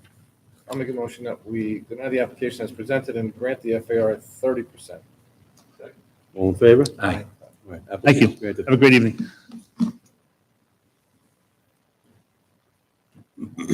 Application number Come in and say they- 464-23, Kimco Bayshore LLC. Permission to install institutional facial sign having area of 72 square feet instead of permitted 16 square feet, and secondary facial sign having area of 72 square feet instead of permitted 8 square feet, both having height of 14 feet instead of permitted 12 feet. Business 3 District, north side of Sunrise Highway, 317.27 feet east of Brentwood Road, Bayshore. Hi, good evening, ladies and gentlemen of the board. My name is Michelle Sawaki. I don't own Kimco, although I wish I did. I'm just their tenant. I'm a small business owner. I own Storybook Kids. My last name is spelled Sowaki. And I'm going to be moving into this building. It's actually the old Pier 1 building. It's in a very large shopping center. You just get your address. Sure, it's 1871A Sunrise Highway in Bayshore. So I'm going to be moving into the old Pier 1 building. I'm going to be right next to Home Depot as well as Big Lots. And I'm just looking to have a normal sign that you would have, any tenant would want. Kimco is in full agreement as far as the height of the sign. Pretty much I'm shown as an institution since I'm a daycare center. But in reality, I'm in like a very large shopping center right off of Sunrise, and I feel like the sign needs to be large enough for people driving by to know what type of a business it is.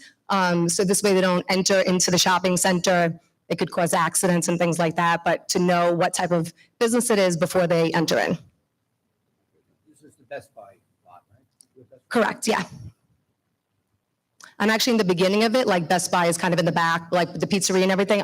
When you first kind of get off the highway and you're on the service road, it's kind of like a little bit hard to see because you have like the Home Depot and then it's kind of like a little bit wooded and then like boom, I'm right there. So like I feel like if the sign is too small, people might miss it. Like let's say the parents dropping off their children, it's very easy to get off the highway and like not be able to see. So I just want it to be large enough to be seen from the highway.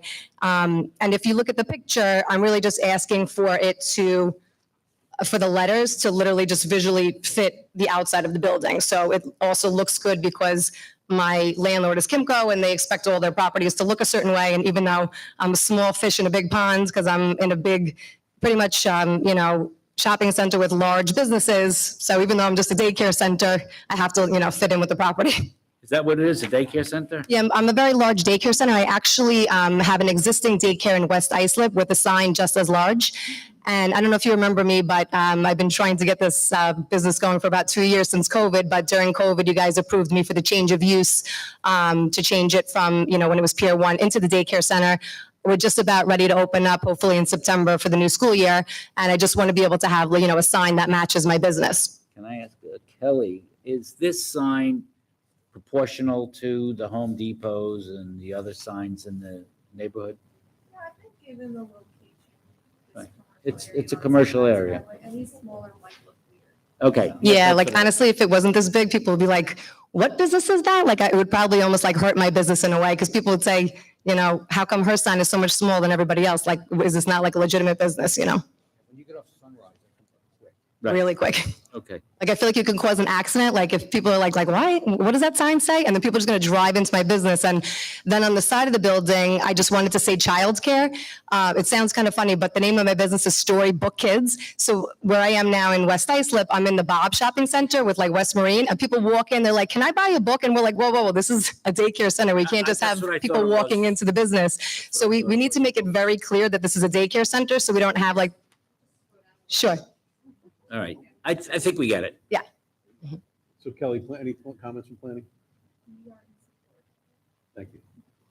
Okay, any other questions from the board? Is there anyone else that would like to be heard on this application? I'll take a motion. Second. All in favor? Aye. Application is granted. Thank you so much. When do you open? Hopefully September 1st, so bring all your children.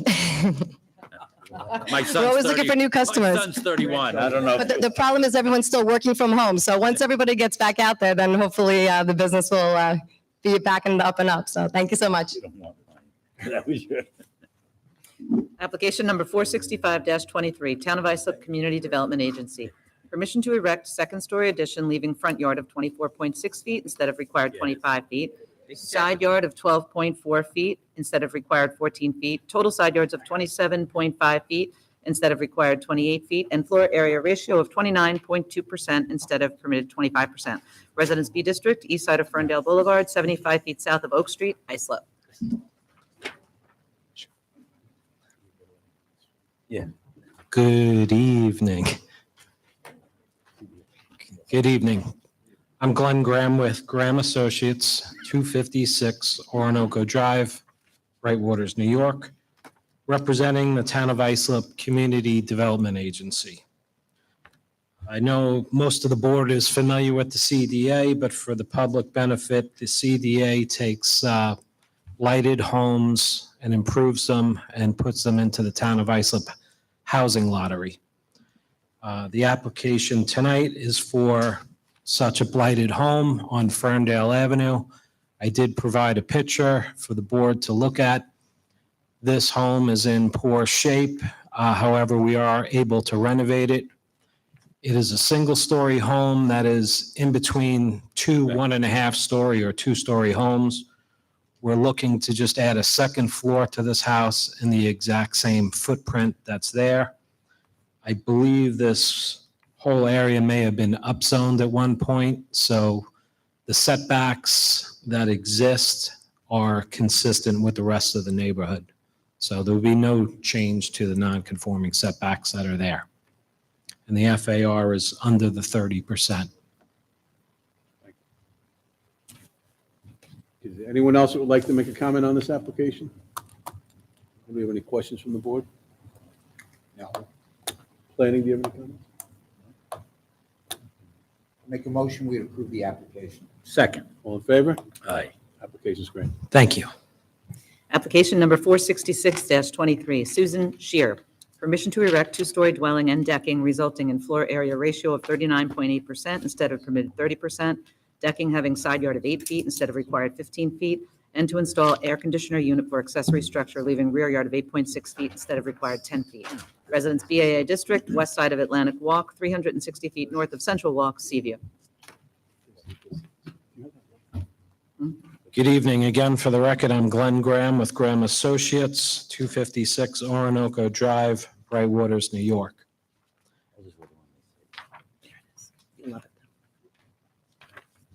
Just passing on the Seaview Association letter, it just came this afternoon.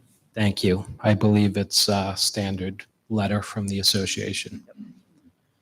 Oh, There's also a letter from the neighbor, so. I'm aware of that as well. This home experienced a fire late last summer and had to be demolished. So we're looking to reconstruct a 2-story single-family dwelling similar to a house that's diagonally across the street. It is a contemporary dwelling that we're putting up. There is significant precedent in this whole area within 500 feet. I've submitted to the board all the precedent, but we were only looking for 2 relaxations. One is a 8-foot side yard instead of 15 for the southerly deck that is highlighted on the site plan in front of you. It's only a small portion of the deck. We have been in contact with the next door neighbor who's directly impacted and agree to plant some evergreens in that area. And it seems as though both neighbors are in agreement. We also kept the FAR under what has been granted by this board routinely at 39% instead of 40. How many grants do we have at 40? Well, I've listed there in blue ink, several at 39 higher than us. I think there's about 6 or 7. All of them are within 500 feet of this property. 39, 39. You said you talked to the neighbor to the south. Who is that? I believe that is the Halls. The Shears spoke to them directly, and I believe also the Seaview Association had spoken to them as well. I'm sorry, I see one at 39.94 and another one at 39.9. There should be And the third three. one, 39.19. And as you know, Mr. Wexler, across Seaview, we've routinely, as long as we're under 40%, this board has granted 20 or so from my company. Yeah, I didn't, yeah, no, I see In 22, we granted 39, Yeah, these are all after 2012 when the code changed. right, and then in 22, we granted. Yeah. Sure. Is that your handwriting? That's me. That's pretty neat handwriting. Thank you. Yeah, guess I don't we're get compliments from you too often, so thank Sorry? you. Thank you. When you have such bad handwriting, when you see clear handwriting, something stands out.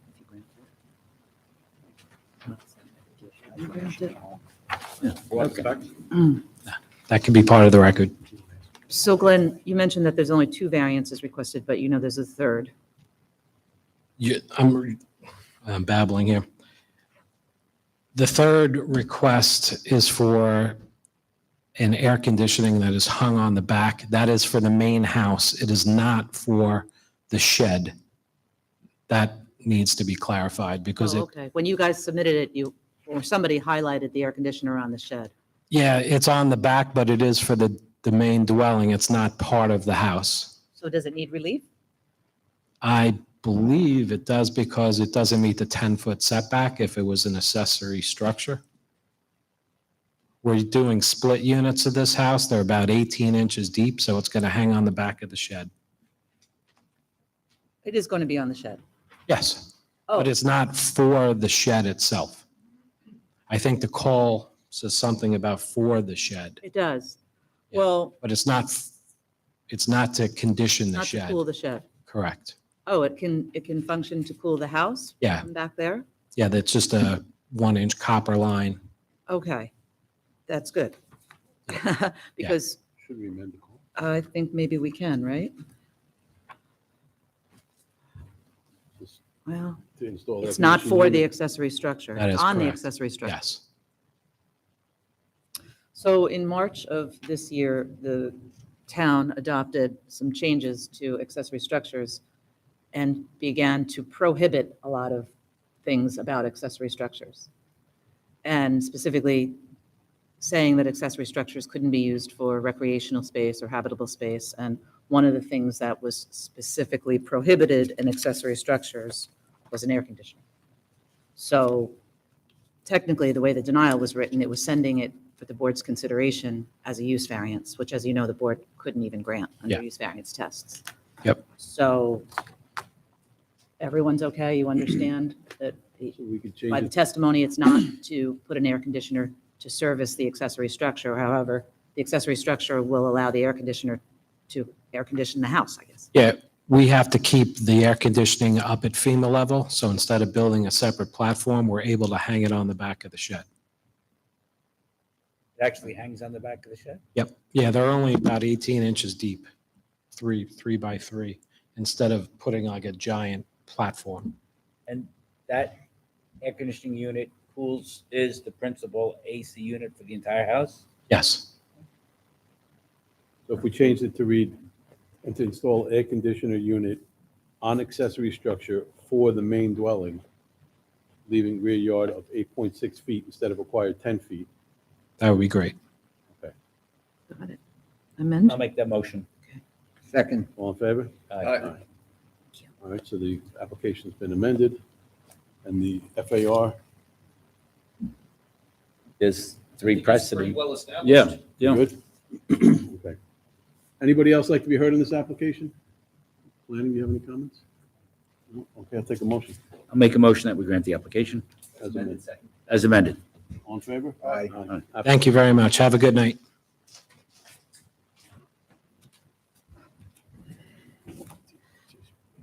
Application number 467-23, Dennis Farrow, trustee of the Dennis Farrow Living Trust.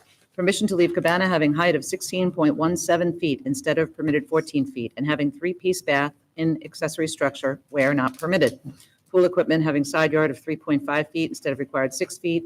Generator having side yard of 3.5 feet and air conditioning unit having side yard of 3.2 feet instead of required 4 feet each. Residence AA District, north side of River Road, 300 feet east of Widgeon Court, Great River. Hang on, let Good me- evening, Mr. Chairman, members of the board. My name is John Armentano. I'm an attorney with Farrell Fritz. I'm filling in ARMENTANO. I'm filling in for Anthony Guardino tonight on short notice, but I'll give you my assessment of the project. As you're aware, this property is located, actually, do you want to see the plans? Do you have a copy of the plans?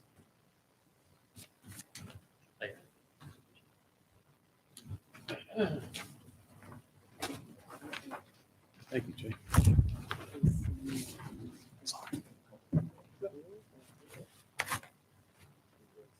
Yes. I'm here representing Mr. Farrow and his wife, who owns the property at 115 River Road in Great River. The applicant is requesting to legalize existing conditions that have been constructed under the auspices of a contractor who built without permit. So we're here seeking to legalize the issues that were not created by my client, but to correct the issues. And many of the variances that we are requesting are in fact de minimis. And we also have letters of support from all the surrounding property owners. Was it his contractor, or your client's contractor? My client did hire the contractor. He's now, Not hired? he has been fired and is being under an investigation as to what took place. So this is quite a interesting story, if you will. As you know, the property is 1.5 acres. It is a flag lot, as you can see from the photographs that have been submitted. I also have a survey, if you would.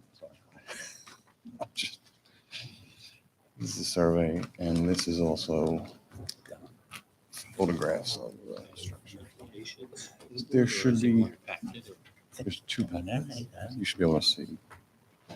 And actually, and these are the letters of support as well. Mr. Armitano, Yes. what type of precedent do you have for the 16.17 feet instead of 14 for the cabana? Because that's not something we often grant. In fact, I can't remember, but you'll tell me. Sure, I think if you consider the subject property and its location and its support for the neighbors and the massive screening that surrounds the property. That wasn't my question. No, I understand what you're saying. I mean, if you're asking me for a precedent that this board has granted, we're asking for an area variance for that relief. It is not an excessive height variance. It is 2 feet. I know this I know. board, I still want to know, I think the answer is there's no precedent. I just want to know, is there precedent? And if there is, give us the ZBA numbers, the location, the years, so we can check. that's fine. And I'd like to be able to submit that. As I've said, I'm really just, yes. So that you guys can pull this all together and get. Well, I'd like to at least present this application to the board and continue it. Yeah, but no, here's the problem. Yeah. Problem is it's not your fault. We spend 20 minutes listening to this, oh, and then I want to come back. And then it just, We're doing a puzzle without all the pieces. yeah. So it's not helpful to you because my first indication is there's probably no precedent. So Mr. Nicole was giving the opportunity, why don't you do, it's short notice for you, and we're not looking to give you a hard time. Why don't you go do everything you need to do rather than come and give dribs and drabs, because that's just a waste of our time. Mary can keep it quick. Get you guys back here quick. That's fine. I just, Well, if we have it, I mean, the issue is, I mean, we're, Sorry, And to your- I forgot to ask you first. Yeah, right. but to your point, and I appreciate what you're saying, and I don't want to belabor the point. No, that you pay attention to Understood? us. Yes, of course. You know, we're here under the unique circumstances that this was constructed, I would say illegally by a contractor who was not That authorized. doesn't, that, we get that I all do the time. I understand that. Let him just, we hear that all the time. Nobody ever says, I told the contractor to build it, the heck with the code. So we get it, and we don't hold that against your client. But we still, whether it was their fault, not their fault, somewhere in between, or they're as pure as the driven snow, we have to deal with the structure that's in front of us. It doesn't matter how it got there. So, I understand. and that's why I say, is there precedent? And if there's no precedent, that does not augur well, in my mind. I'm only one vote. So Understood. that's why if you want to go ahead tonight, you can. Mr. Nicole, was throwing you a lifeline I saying, appreciate why that. don't you go do what you need to do and come back? Because otherwise, we're gonna spend a lot of time talking about things that you can dispel pretty quickly. That's fine. The and evidence. I do appreciate You that. tell me, leniency. if you tell the board there are 18 that we've granted, like, fine. If you, There's not going to be. yeah, I know. I have a feeling it's going to be 0, but I don't want to prejudge it because I don't have the facts. Well, if it is actually 0, then I'd just like to proceed with the application and Okay, just, then we will, based on that, we will make the presumption based on your representation that there's no precedent to 0. That's all we can do. That I do not have the information that you're asking for tonight. Well, you should. Yeah, actually would prefer to proceed just on the circumstances that we have and, you know, Okay? so if you're telling me there's zero, I wouldn't be able to find it anyway, so that would be a fool's errand in that respect. So Variances are very uncommon. yes, no, I understand that. So again, just to reiterate, this is a unique situation. This is a unique property. We are here under unique circumstances. As you are aware, this was built regardless of my client's understanding of the code. It was built under the auspices of a contractor who held himself out to understand the code. What he did present, and this may be color for this application, you can hand this up as well. Oh, sorry. The contractor did present to my client appears to be a fraudulently created building permit, so he was not under the impression that anything was required to be done, and that, I've submitted that into the record. It's being looked into by others at this point. This is the pool company. The pool company it's a pool contractor. They do more than pools. They do construct the structures themselves. Right. So the fact that it's fraudulent, I'm just giving that for the board as a zoning board. This zoning board should grant certain relief for conditions. This is the safety valve. That's why we're here. This was constructed. It is not creating an adverse impact on the community. We have we have all of the surrounding property owners supporting it. The issue of the significance of the variance is, in my opinion, de minimis. You may disagree with that position, but it is limited. A majority of the variances that are being requested are to maintain the pool equipment, which is at 3.5 feet, required the 6 feet. They are installed in the same location as a neighboring property to the south. That's the same distance of a setback for the pool equipment. The generator, again, is having a side yard of 3.5 with the requirement of 4 feet. Again, that was installed with a deviation of 6 inches, which I, again, believe is de minimis. The air conditioning units were replaced in kind from what was there in the beginning, again, with the side yard of 3.25. So it's a deviation of 9 inches. The pool cabana, as you stated, has a height of 16.7, where the requirement is 14 feet. And the other variance that is required is a permission to leave the bathroom, which is attached to this open air cabana, which you can see in the pictures, which if you scale out the actual enclosure of the bathroom, it is 9 by 18 or 180 square feet. but if we are allowed to leave the 3-piece bathroom, that runs contra to the town code. It's exactly what the intention of what the town does not want. I understand that the code states you can only have a 2-piece bathroom. This has been constructed with a shower inside of And that's building. what the town does not want. They don't want it to become. You what can have the- a shower, but it has to be one of two. Yeah. But the interesting thing would be, we would put the shower on the outside of the building. I wouldn't be seeking a variance. The fact that it's enclosed do by, that. I'm sorry? I imagine you can do that. We could do that. I think it would take away from this is a very nice structure that has been constructed. It has cost my client about $250,000. It's not a small, or possibly more, but it's not a small structure. It's also being done in a way that conforms to the size of the property. You know, this is half-acre lots. We're at 1.6. We have, What was construction, when did construction begin? 2001, around. 2001? I'm real close. All right, wait. You're not on, we don't have your Yeah, can name we for the take your name and record. address, please, for the record, sir? So, I'm Dennis Farrow, 115 River Road, Great River, New York, 11739. You're the applicant. Yes, sir. property owner. Yes. Yes. Correct. So it was constructed in 2021.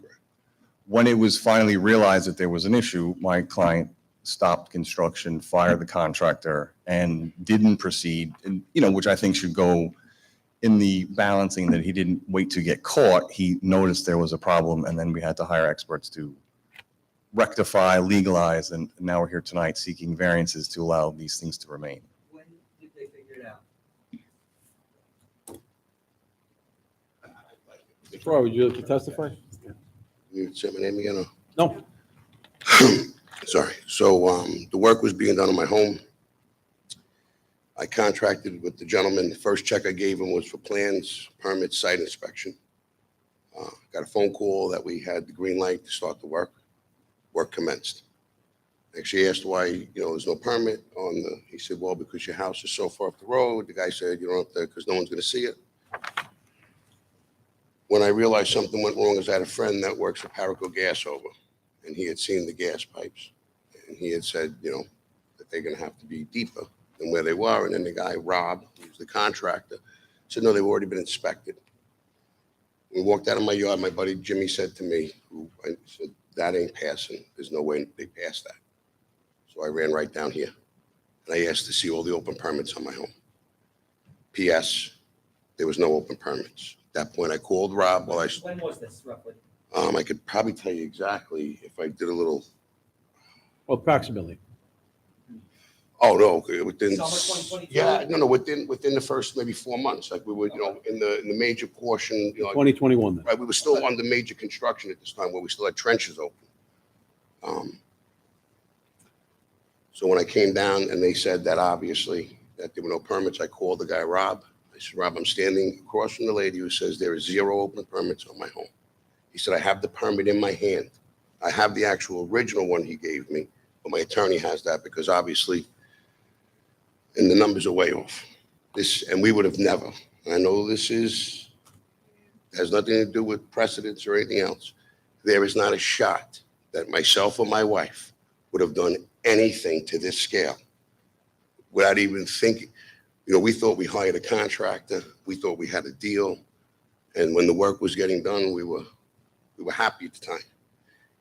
This has been an absolute nightmare. I have a neighbor with a pool house. I don't know if it's over 14 feet or whatever. Backs right up to my home. I went, and I'm friendly with all my neighbors, as you could see, because I went to everybody's home. And me and my wife said, here are our problems. And all of our neighbors said the same thing also. And I know I heard you mention that you can cut trees down. We've lined the entire property with just over 300 of those, whatever they're called, the big, tall green trees. So truth is, I had neighbors tell me, oh, we didn't even know you had a pool house in New York because you can't even see it. The person that I affect the most is Andre, who's right next door to me where my pool equipment is. Andre wrote a letter. He said, call him if I needed him. He'd come down here. Again, I don't know, like throw myself at the mercy. I mean, this is financially destroying us. We would have never in a million years started something like this unpermitted. We're not ignorant people by no stretch of the imagination. Just, I was raised, I do what I say and I say what I do. And I thought I had a legitimate deal with a guy. And unfortunately, that is not the case. And now here, me and my wife, 2 years later, this thing's going to go 150, 180, maybe $200,000 over budget. My engineer is here who will tell you that we have to bring steel in and we have to bring in girders and rafters and rip down part of the structures to begin with. This is crippling me. It's a nightmare. And there is no shot I would have ever ventured into anything like this, except for believing that I was legally building everything that was going up there, without question, without fail. And there's more to it, but it's just 3 years worth of Suffolk County Consumer Affairs will do nothing for me until I can prove damages. When I can prove damages? When I'm done. Yeah. The statute of limitations could run out before that. I'm bringing lawsuits that are costing tens of thousands of dollars to go after a guy that I'm going to get nothing from, but I'm not going to. I have a list of 20 some odd victims of his. I have their names. Their phone numbers, What's this builder's name anyway? It's Rob Cortez is his name, from Huntington, and his company is Tool Time Construction. I tried to go to the DA. I mean, this is not like we just sat around doing nothing. And when I tell you, we're getting no help. And since this has happened, he's robbed people for deposits and other things. And I believe there's victims out there because they're so affluent. I don't know how he gets into the crowds where he does. Here we are. All we wanted to do was, we got our 4 kids out of college. and we were whistling Dixie that we could finally finish our house, that we've been planning this 10 years. 10 years we've been waiting to do our house. Was a permit ever submitted? Nothing. He produced that as if it was a permit. After that was, Permit application. What? Apply for anything. well, that is what triggered the variance. After it was discovered that it was, Prior to construction. He had me fill out, we filled out all kinds of stuff. But he never filed it with the town. Correct. He never did anything. Because he couldn't get the permits from us because he didn't have the licenses to get the permits from us. Which is why I had to bring in an outside plumber, of course, because of the gas, and a real electrician because of the, and rip out everything that was there that was faulty. Is this the last piece of the puzzle? This is it. This is it. You guys tell me I'm okay, and I can finally finish this project and move on with my life after almost 3 years that it's gonna be. And again, when I tell you financially, I'm not crying that we're broke, but this was not what we expected. This is not close to what we expected financially. so I think, again, obviously there are unique circumstances associated with this. It's not as if we're just asking for forgiveness. This was done illegally. Now we're looking for relief from this board, which does have the power to grant this type of a variance. This board should consider itself, as it knows, the safety valve to allow for things that are beyond the code. You're not required to be strictly adherent to the code. This board has the power to expand and relax that, as I'm sure you're aware. Again, if we consider the balancing tests that are before you, the obvious benefit to the applicant here is that he gets to maintain what has been there, which is a beautification of the subject property. The detriment is to no one but the applicant if you require him to tear down the structure or modify it in such a way that it has become punitive with no real functionality or purpose that it would benefit. I mean, the height issue, I understand the board takes seriously, but if you consider the setbacks and the location, this height is not going to be noticeable, which I would believe there can be some differential precedent for that. I know you've said there is no precedent, but with a setback and the subject property of this size and the location of the cabana, I think that goes towards balancing it more towards the applicant. From anybody's home. Right, so I think there is a way to differentiate this from, say, a height issue of a secondary structure along a property line or within a setback. I think there's an ability for the board to see to that. I would encourage that it would. As you also heard, there's unanimous support by all of his surrounding neighbors. That's a little unique. I've done this a while. You don't get everybody. Right, so 11 properties. He's uniquely situated, is a very unique lot. I think a lot of that can. Right, so I think, considering if you're concerned about setting a precedent, I think this property has its own way to keep precedent away from anything else in the town due to the size and location of the property. Obviously, the variances for the equipment, the AC, they're all de minimis. They are adequately screened from the neighbors. That's those variances are within 6 inches of the requirement. The issue, the Leland cypresses, again, are at a significant height, which blocks the view of the structure. And again, the issue with the bathroom, I understand the code has been modified to tighten restrictions on the uses of accessory structures, but I would argue that this really is a small bathroom. But how would we deny it the next person next week who came in and said, I want the 3-piece, I want the Faro treatment? What would we say? And he said, oh, my contractor put it in there, boo-hoo. I mean, what would we say? So when anybody says, oh, this wouldn't create adverse impact, it would, because then we have to grant it to the next people. The same thing with the cabana height. Once we grant it, that is the adverse impact. The next neighbor comes in and says, I want what you did for Farrell Fritz or for Mr. Farrell. And what do we say? Well, no, it was built accidentally. So was mine. I You think spent that a lot of money. So did I. So there is an adverse impact. I get it. The very nature that it's 2 feet, 0.17 higher doesn't set the earth off its kilt. But that's not the test. And I know you know the law. You've been doing this a long time.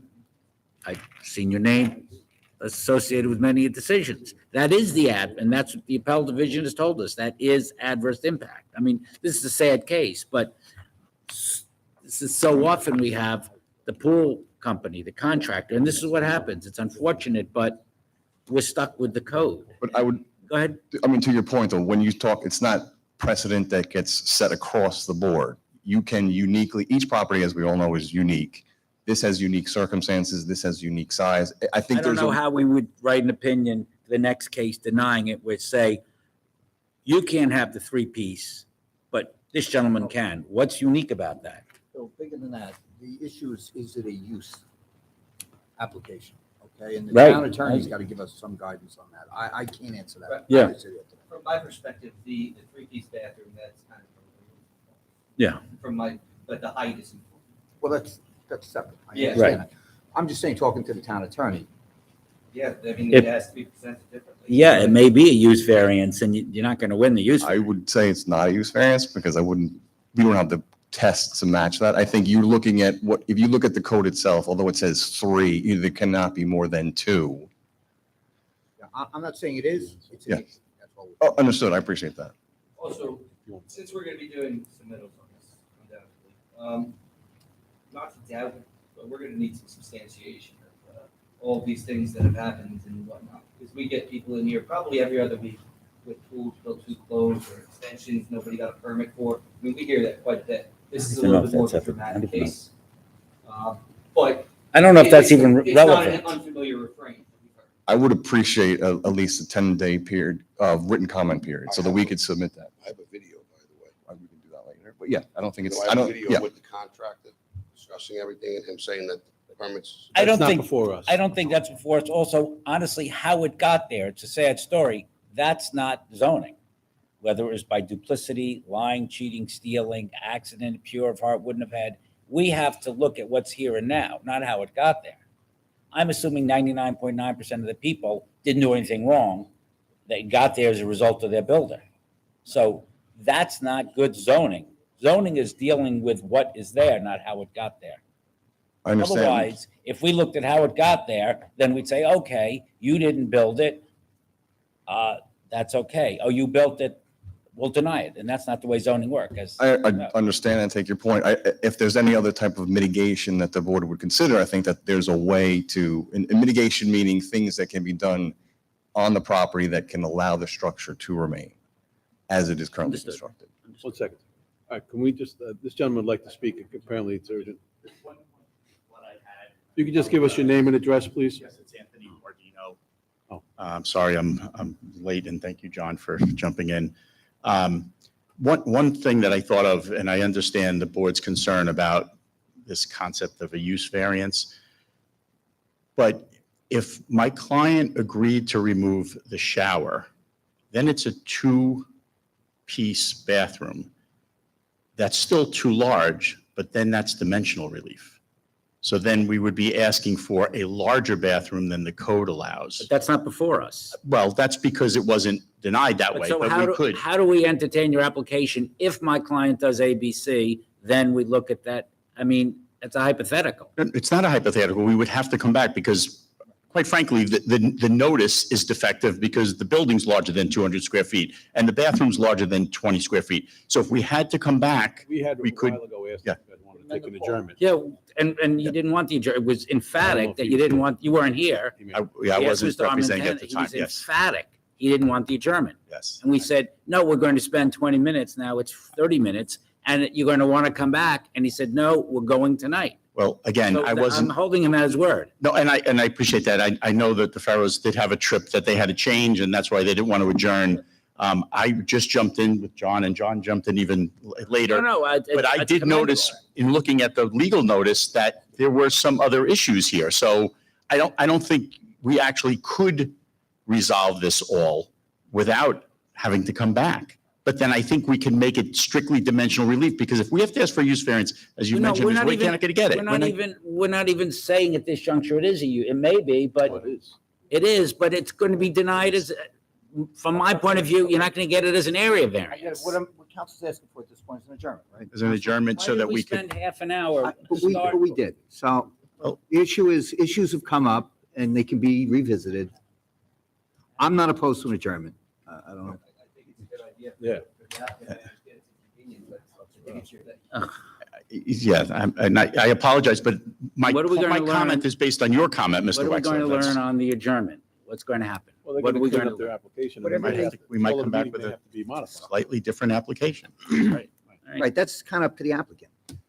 We Well, just if we get a grant it. comment from the town attorney's office on this. I would ask if we were to give an adjournment, that in between now and then, proof be submitted at, giving a timestamp to when the work exactly happened.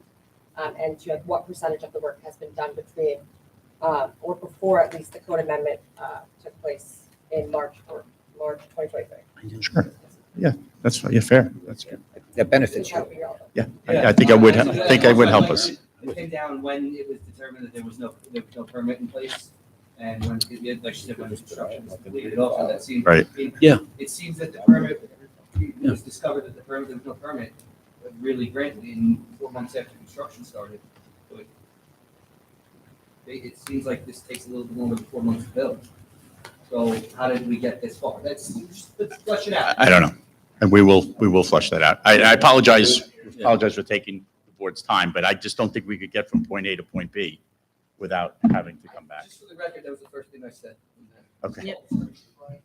But I agree that there are other restrictions with the new residential accessory structure definition that you've pointed out were not included in the public notice or in the denial, such as the limit on a bathroom being 20 square feet. That's very, very, very small.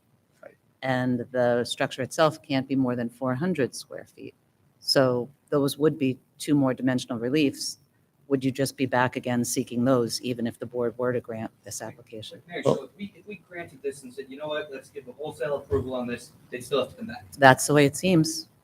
And this is, all happening kind of close to the hearing, but the code amendment restrictions are, pretty restrictive.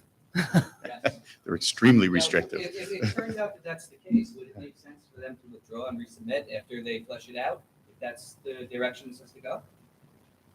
Or could they amend it? I would No, we can I think we amend. can amend We it. can Yeah, I amend mean, we don't prior want to to start this. over again. Just need enough time. I think we also still have to hear from Jordan.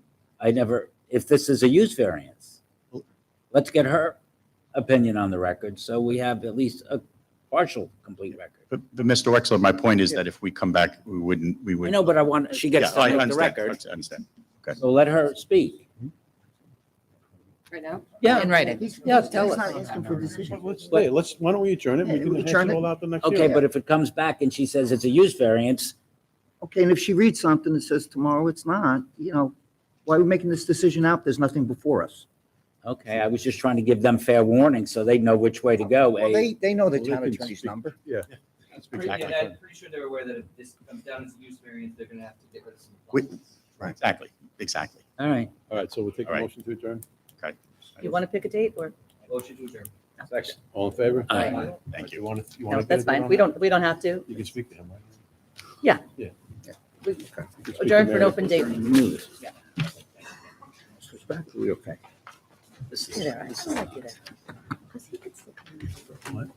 Let's just grant them adjournment right off the bat. Yeah. This is, so why do we just? I'm not a masochist. Not a mess.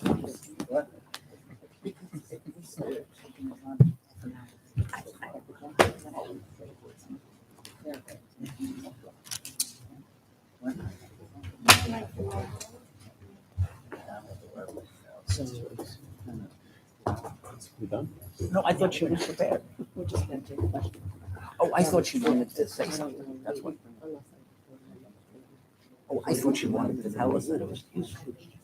Oh, I thought she wanted to say. This one.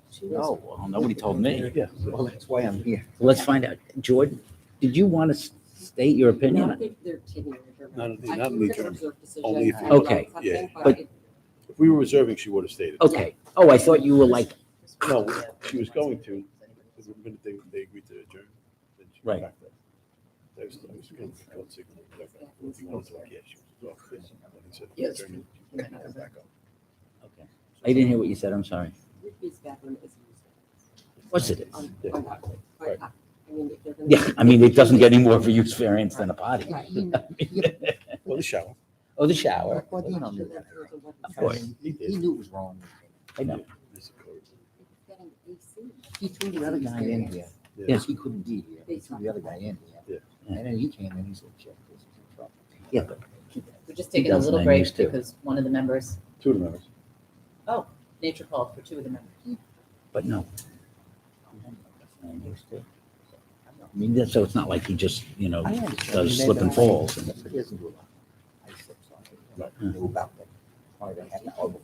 Hmm. That's not our fault. No, it's not. It's not. Billy, but you've been in court too, and the judge Yeah. gave him some slack too. Yeah, but then we was taking adjournment. He was emphatic being on adjournment. So we spent 35 minutes and we left off what we started. Because he's still with Yes. What happened to him? His permit, exactly. They didn't take a charge on this. You see this? Boy, that's as bad as a forgery I've seen. Yeah, I would think that there may be an investigation. I would think that, even that, it's I don't know how you not take that case. That's even if he did nothing else, you're bringing him in for that. Absolutely, yeah.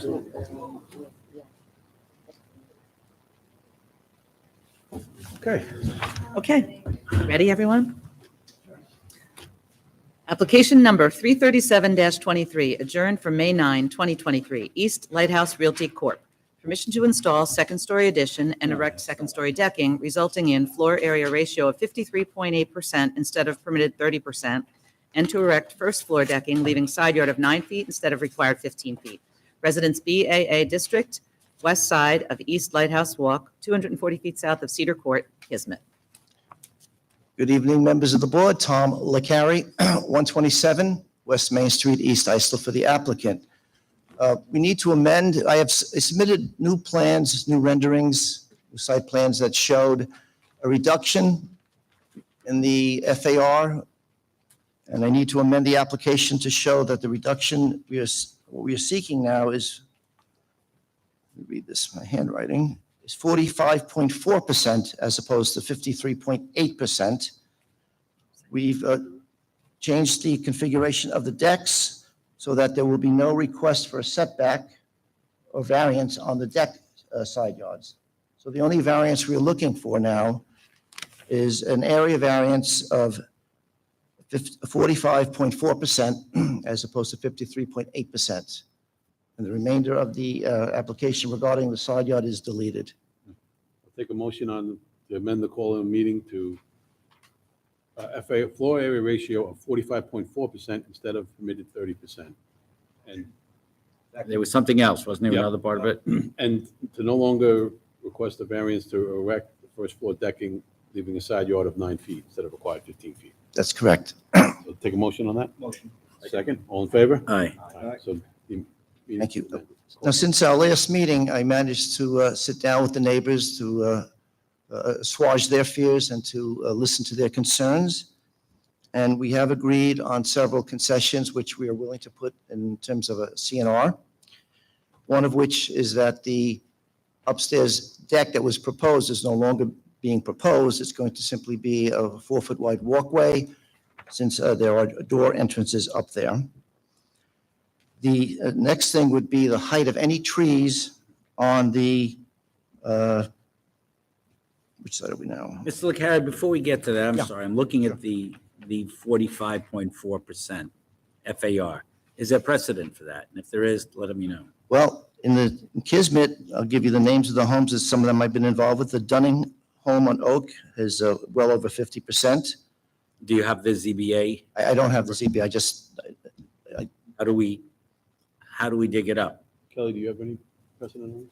Yeah, I have 3 recent ones from 2019, 40% and 40%.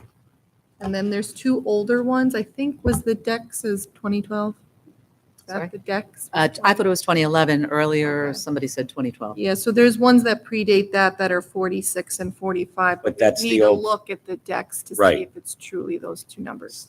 So when we compare apples to apples, we have 36, 40, and 40. That's 36, 40, 40? Yes, 36, 40, and 40 is confidently similar. There are precedent. there are others in the community that I've been involved. The Sam Wood House, I believe, is But 63%. unless we have the ZBA opinion and number, we can't adjudicate it. by saying they're out there, listen, I think you're a pretty honest fellow, but by saying they're out there, how do we base an opinion on that? They're out there. It's like negligence is in the air.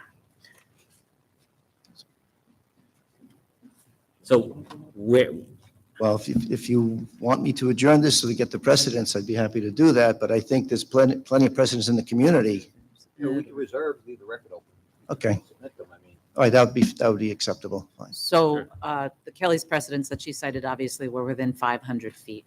So if you look at the map, 500 feet, I don't think that it takes you as far north as some of the ones that you were suggesting. It probably doesn't, but if you realize there's only 240 homes, I believe, in the community, it's a rather small community. So whether you're 500 feet or 1,000 feet away, we were before the board, we had people opposing. But we the last apply that in Cornell, we apply that in smaller communities. Robbins Rest, we apply it in Dunewood. They're smaller, the 500 foot. Why should we just abandon it and start a Kismet rule? So the 500 feet, as Kelly just indicated, gets about the southern half of Kismet. Southern part of Kismet, it's about half of it. Fine. I'll submit do my research and submit what I can, but make my presentation. Okay? Thank you. Is there anyone else who'd like to make a comment on this application? No? Well, they didn't finish what we had promised, because I promised to put on the record for some of the neighbors that are here today that we would control the growth on the, which side? North property line will keep the growth at all times under 150 inches so that the neighbor's view of the ocean is not curtailed. We've also agreed to eliminate even though it's not required, we've agreed to eliminate a fire pit. A fire pit that is on the northwest corner. And the final thing we agreed to do was to only do construction outside of the summer season, because one of the neighbors is renting his house weekly and expressed concerns over noise during the summer. So these items, we agreed with the neighbors that we would put into a covenant restriction so that their fears and their concerns would be assuaged, so they would be comfortable with my application, my client's application. Now, the exact nature of the change is in the plans from the first submission to what has been resubmitted. Mike Dunn is here, he'll be going over those, but I do believe that, if you look at the community of Kismet and the size of the structure, it's not out of place, not out of place in the least, whether you're 500 feet away, 200 feet away, or 1,000 feet away. There is, by reducing the size of the decks and eliminating the decks where necessary, I believe we've achieved what we can do as much as possible with what we have. If we weigh the benefit of the application against the detriment and safety of the community, I think it's a no-brainer. I believe that the house itself fits well into our community. It's a beautiful home. It's increased the values of everybody's homes in the community. It's by the nature of the improvements. The result is that I believe we're going to be in compliance with Section 267B of the Town Code in terms of our application. Mike, you want to give a little presentation about what we're doing?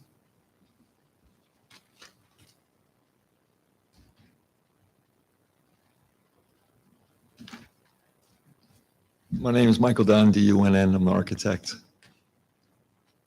So the house, when it was built, was right around the 30% FAR. They did close in part of the second floor. That was a 10% increase, so that gets us right to 40. And the deck that we're proposing on the south side is 7 feet by the length of the house, gets us that other 4.5%. So that's how we got up to that 45.4. So we thought that was a better number than the original number, and we were hoping the board would see it that way. So should the law be amended additionally to reflect that the second-story addition within the house has been completed already? Yes. Oh, this is completed? The interior was completed. The deck's going to have to be rearranged and realigned, but the interior is done. My client originally built the house with a cathedral ceiling over half of the living area. Wait, everything has been built already? Yes. No, not everything. No, the interior has been completed. How do you complete the interior without the exterior? That's a good point. I'm missing something. The house was designed. Were the walls built? No. The walls were built. It was designed as a cathedral, so the first and second floor were. But all without benefit of permit? No, we had a permit to build a house. The house was built originally to code. So. And then what happened is that the house was built and designed with the intent that if his family expanded, which it did, fortunately, I shouldn't say unfortunately, he had another child. I'm not really concerned about his issue. Okay. A different issue, not his issue. Right. This issue is, it was built without permit. The interior improvement was built without a permit. What about, and then they enclosed it? But that's how you built. No, that's. Mike, you could explain that better. Wait, Mr. Dunn. This application. This is very binary. Is Is there a permit or not? Was it built? No, not for the interior infill, we call it, that living space. That was 2 stories. That was infilled. Was the permit required? I would say yes. So they obtained a permit to build the exterior, but not the interior. I didn't know they delineated. No, they have a permit to build a house a certain way. The house is complete. Then he decides, I need some more room. I'm going to close in part of the second floor that was open ceiling so I could gain some more living space. So that living space was built. And nobody saw a problem with that. Who was the architect? I'm not sure. Not me.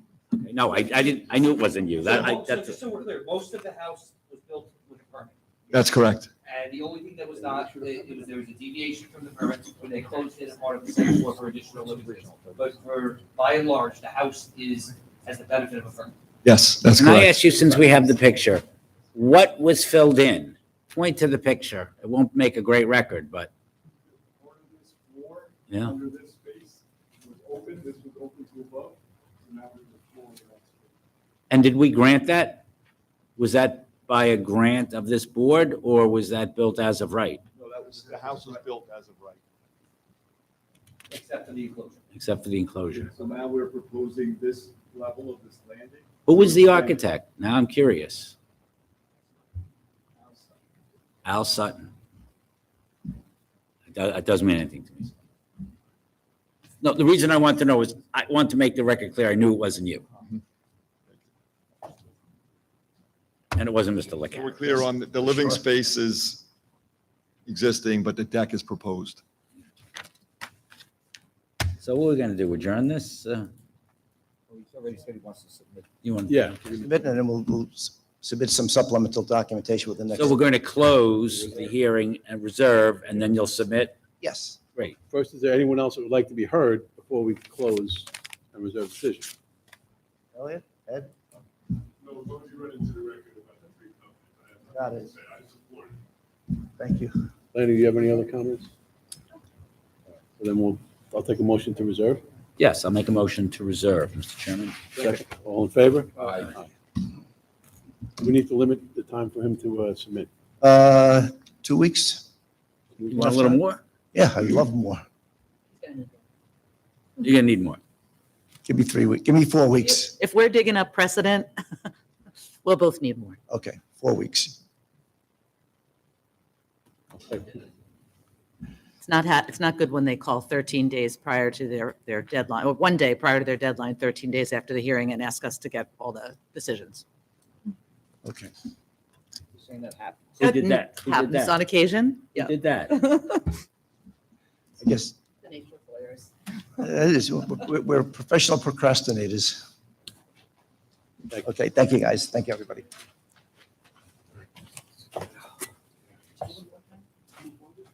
Why don't you take a look at that? I did that formal. You're that formal that you won't take your jacket off? What happens if the chairman directs you to take it off? I showed up, I took his jacket off. Yeah, now yeah, exactly. Ed's got his jacket on. They got their ties on, at least I don't look my You're tie. wearing a jacket and a tie. Of course. I'm in the people's house. I'm in the people's house. Yeah, well, I think Mary wanted me to vote on some things, and I'm out of here. You guys. Oh, yes, yes, there is. Thank you. Nobody ever said I'd be a good secretary, you guys. Everyone said you'd be a great secretary, and you are. Steve taking a huge sigh of relief. We just have, yeah, sorry, we just have one Yep. decision to do really quickly, Steve. We have a change in constituents. One second. I don't want you to get all upset. I'm recusing myself. And you need one. I knew you'd be upset. I have no precedent tonight. Don't come looking in our office for it. either. it really killed you when you didn't. I wasn't here. In accordance with a proposed, application number 268-23, Best of LI LLC. In accordance with a proposed written decision dated July 11, 2023, the application is denied. On motion of, Second? Second. In favor? All right.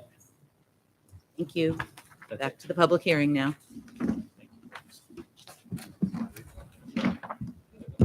For the record, Wexler recuses on this application.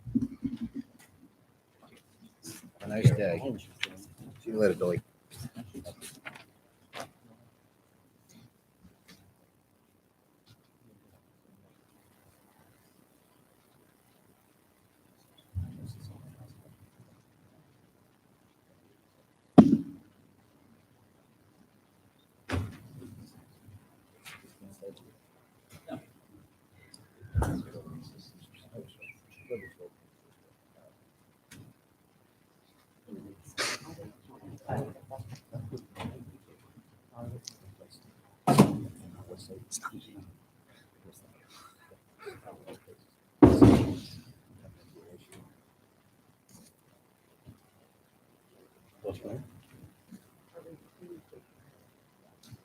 Do we? Not yet.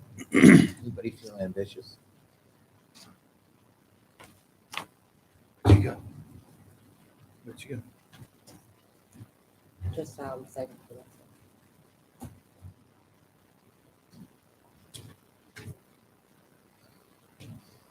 The pause for dramatic effect.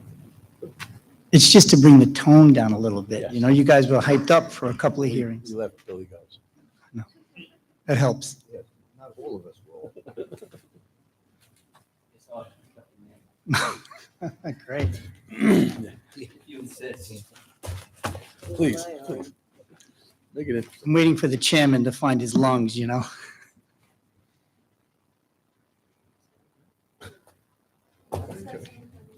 Someone's got to read the call. You want to read the call then? Okay. Application number 914-22, Frank J. Johnston, permission to leave above-ground pool on the lot having an area of 9,701 square feet instead of required 12,000 square feet, having front yard of 25.5 feet instead of required 60 feet, and side yard of 19.7 feet instead of the required 25 feet.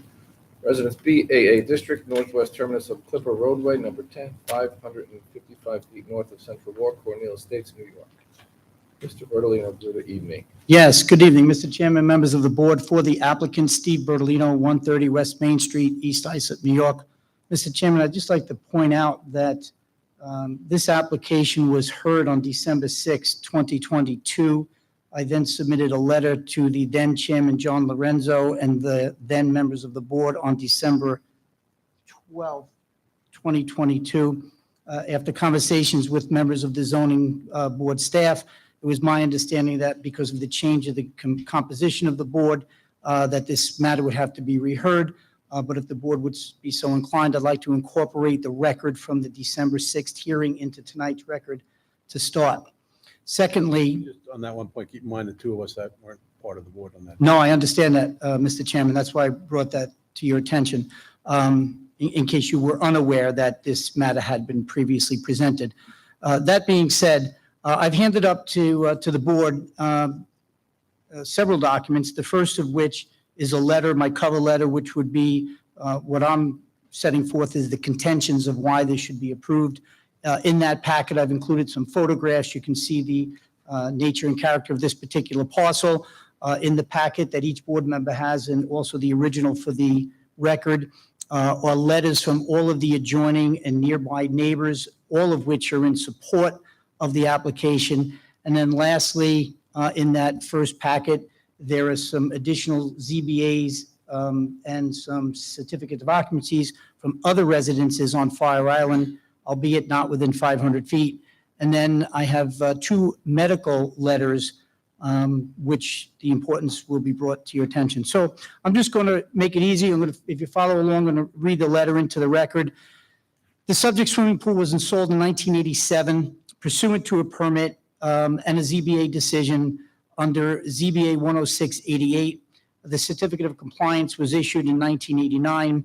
At that time, Town Code 68-149 subsection 2, which has since been repealed in 2006, did allow for the special exception for the installation of a swimming pool if the applicant could show that there was a medical necessity, and it didn't matter what size lot you had. It could be put on a 2,000 square foot lot or a 20,000 square foot lot. And this particular lot, having the 9,000 square feet, certainly was no exception to that rule that any size would go forward. The special exception permit had to be renewed every 5 years, and the subject permit was renewed in 93 and again in 1998.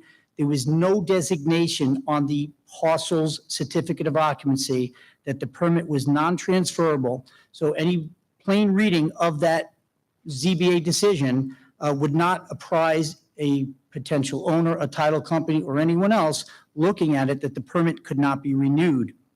Frank Johnston purchased the property in May of 2003 when the permit for the pool was still valid, and he had no knowledge and could have no knowledge that the permit was non-transferable. Frank Johnston had been in a car accident in 1995, which left his car dangling off the edge of the Tappan Zee Bridge. I've submitted letters from Mr. Johnston's doctors which indicate his treatment since 1995 and the medical necessity for swimming in calm waters, which the above-ground pool at his home afforded him. Now, it's important to note that those two letters would have sufficed at that time to be awarded a grant under that special exception under 68-149-2 that has since been repealed. Admittedly, Mr. Johnston did not renew the pool permit immediately when he purchased the property in 2003 because he was unaware that he had to do so. However, at the time Mr. Johnston acquired the property, he would have been eligible for that special exception. The town board repealed section 68-142 on December 12, 2006, and at the same time added 68-149-1 subdivision D to allow the ZBA to renew prior temporary special exceptions so long as the current property owner was previously granted a temporary special exception. The issue for Mr. Johnston was that he, at the time of the code change, was the current property owner with an expired temporary special exemption permit. The issue of transferability and the notice of same then became apparent. After the 2006 code change, there were multiple properties, my understanding was between 10 and 14, that had this special temporary exception permit that had similar transferability issues. Locke Schlimbaum, a local attorney now retired, and myself had many conversations with town personnel on this issue, and after many years of wrangling in different forums, Locke specifically to the second department, the appellate division, the town board on April 22nd, 2014 added 68-149 subdivision 1E, which set forth, among other things, that the ZBA could renew a temporary special exception, but when doing so, there must be a notation of non-transferability on the CO. And that's important, Mr. Chairman, because my conversations with the then town attorneys, and I actually appeared as a witness for Locke Schlimbaum in front of the then zoning board, or the composition of the zoning board, it was a big issue that many homeowners who bought did not know that they couldn't transfer this permit, even if they were eligible to meet the guidelines at that time. The change in the code did indeed not happen over the cover of darkness. That was an issue brought up once before, but it was necessitated by the inartful language of the code provisions. Some property owners like Frank Johnston, who had purchased homes on Fire Island with permitted swimming pools, were left with no mechanism to legalize what they had purchased, even though what they purchased was legal at the time. Some homeowners that were granted special medical permit on lots smaller than Mr. Johnston's were, quote, lucky enough not to have any designation or notations on their certificates of occupancy, and new or current owners of these parcels today enjoy the benefit of having a swimming pool that had been granted by ZBA approval for the then current owners only. In my packet, I submitted two that I'm fully aware of. One is in Robbins Rest on a 5,000 square foot lot, and I will pull that ZBA up in a moment, but it's in your packet if you give me. 218 of 87? 218 of 87, that's correct. And that is on a 5,000 square foot lot. If you look in the pictures I've given you, it's about 1,000 feet from Mr. Johnston's home. Another parcel is over in Seaview on 77 Gale, and that is under ZBA 1104 of 04. And if I'm not here to throw other homeowners under the bus, what I'm here to apprise the board of is that this issue is real. Some owners got the benefit of having no designation whatsoever on their permits. They have a 5,000 square foot lot with a swimming pool. Mr. Johnston, who would have qualified, doesn't have that benefit of a CO lacking in information, and that's one of the reasons we're here. So Mr. Johnston is seeking parity with those owners who may never come before the zoning radar because of the lack of uniformity and clarity in the language of the code and the designations on the certificate of occupancy. The current application seeks to maintain an above-ground swimming pool on a lot of 9,701 square feet instead of the required 12,000. I do not have precedent, but I don't think precedent standing alone is the only thing that this board should look at. The ZBA has granted the relief on the 5,600 square foot lot, as I just said, and then we have the one in Seaview as well. And I know they're not close, but it's under the same medical permit, which only a dozen people got at the time. The current application seeks to maintain the pool that's been there since 1989, which is approximately 35 years, with a 25.5 front yard setback instead of the required 60. The front yard setback for the pools was changed from 25 feet to 60, and this board has granted similar relief to other applicants, including those on Fire Island. And it's my understanding, since I've written this up, there's been many or several others at 30 feet. And I made this argument back in December, and I got a little feedback from the board that Fair Harbor is a long way away from Corneal Estates. And I understand that. And I'm not looking to compare neighborhood to neighborhood. What I'm saying is this board can't apply one set of rules when looking at an application in one hamlet and not apply the same set of rules in another hamlet. And if in its wisdom, if the board says, look, we had a pool at 25 feet that was approved, it was permitted, we're going to let it stay there when it needed to be rebuilt, even though the code changed to 60 feet. What I'm asking for is not to allow the pool to stay and rebuild it. I'm just asking for the pool to stay where it's been for 35 years and was legally installed. The current application seems to make a side yard of 19.7 instead of the required 25 feet. This board granted similar relief to a property about 700 feet away on the ZBA 385-13. And this is important in my mind to note. In that case, the applicants, Mary and James Mallett, sought to maintain a pool installed without a permit with a side yard setback of 18.1 instead of the required 25-foot setback. Interestingly, the Mallett property was the subject of a ZBA denial in 2002 under ZBA 313-02. So in 02, the composition of the ZBA decided that the Mallett should not get a pool. I read the decision several times. The board was forceful in saying, we don't say why we should grant this. You built it without a permit. You built it illegally. Go away. They denied them.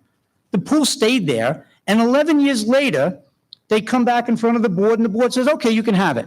Same people, same applicant, same situation, and they were at 18.1 feet. I'm asking this board to consider 19.7 feet on a pool that's been there for 35 years, installed with a permit, installed with the blessing of the ZBA at the time, and I don't see how a 200-foot difference, if this board wants to go to 500 feet, and my sample is 700 feet, I don't see how the board can distinguish between the two, especially since our pool was put in legally. Again, not here to throw the Mallets under the bus. They got their approval. Kudos to them.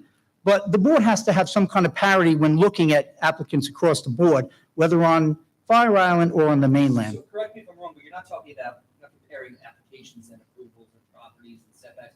You're talking about policy. Policy should be the same throughout, not necessarily precedent.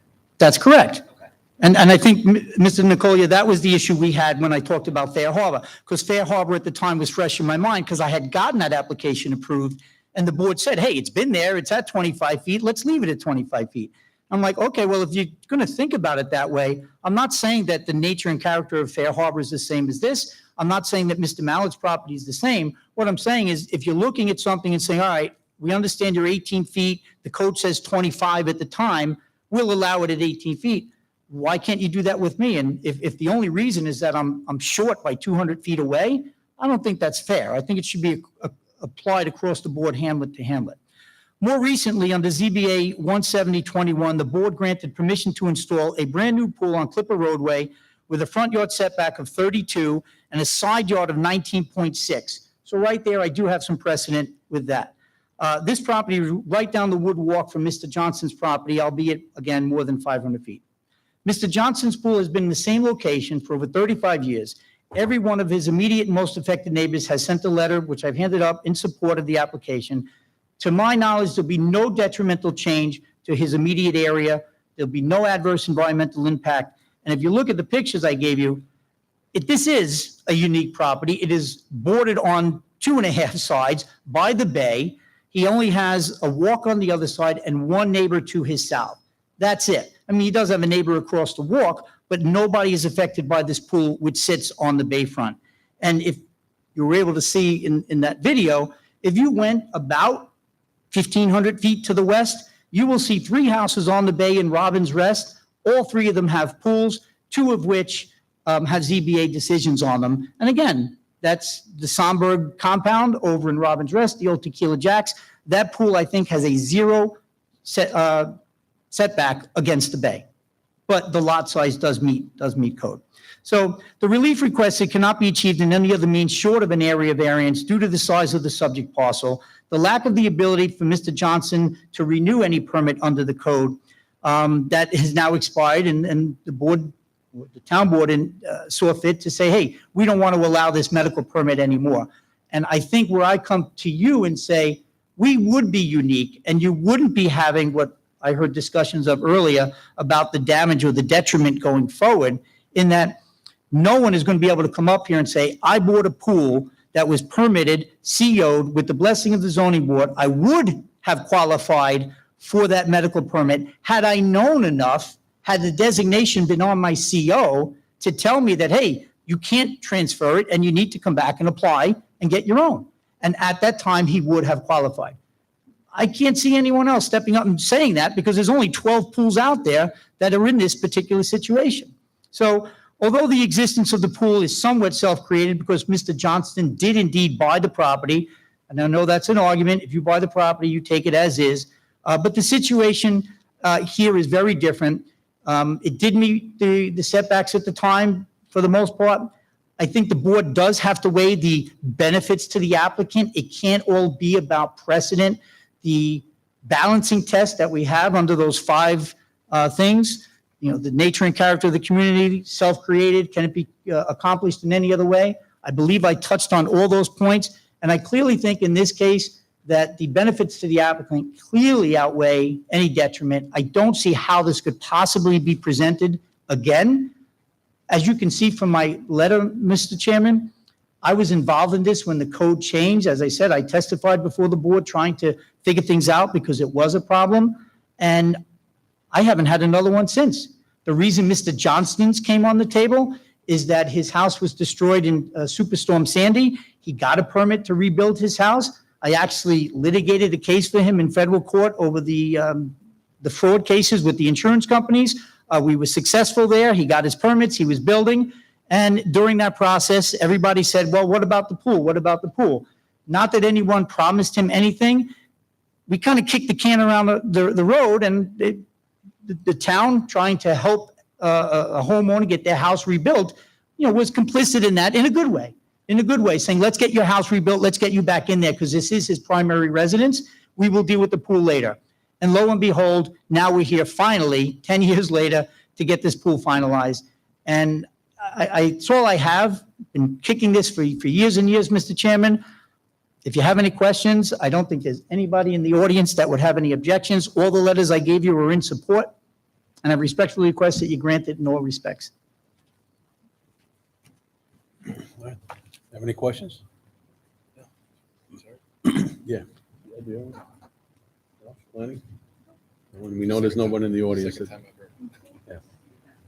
Yeah. We'll take a motion to reserve decision. I'll make a motion to reserve decision. Second. All in favor? Aye. All right, thank you, Mr. Bertolino. Thank you, Mr. Chairman. Mary? We're done, everybody. Thank you. That's it? That's it. Bill had to go home early. Mary, in Just case have you the want hard to- drive.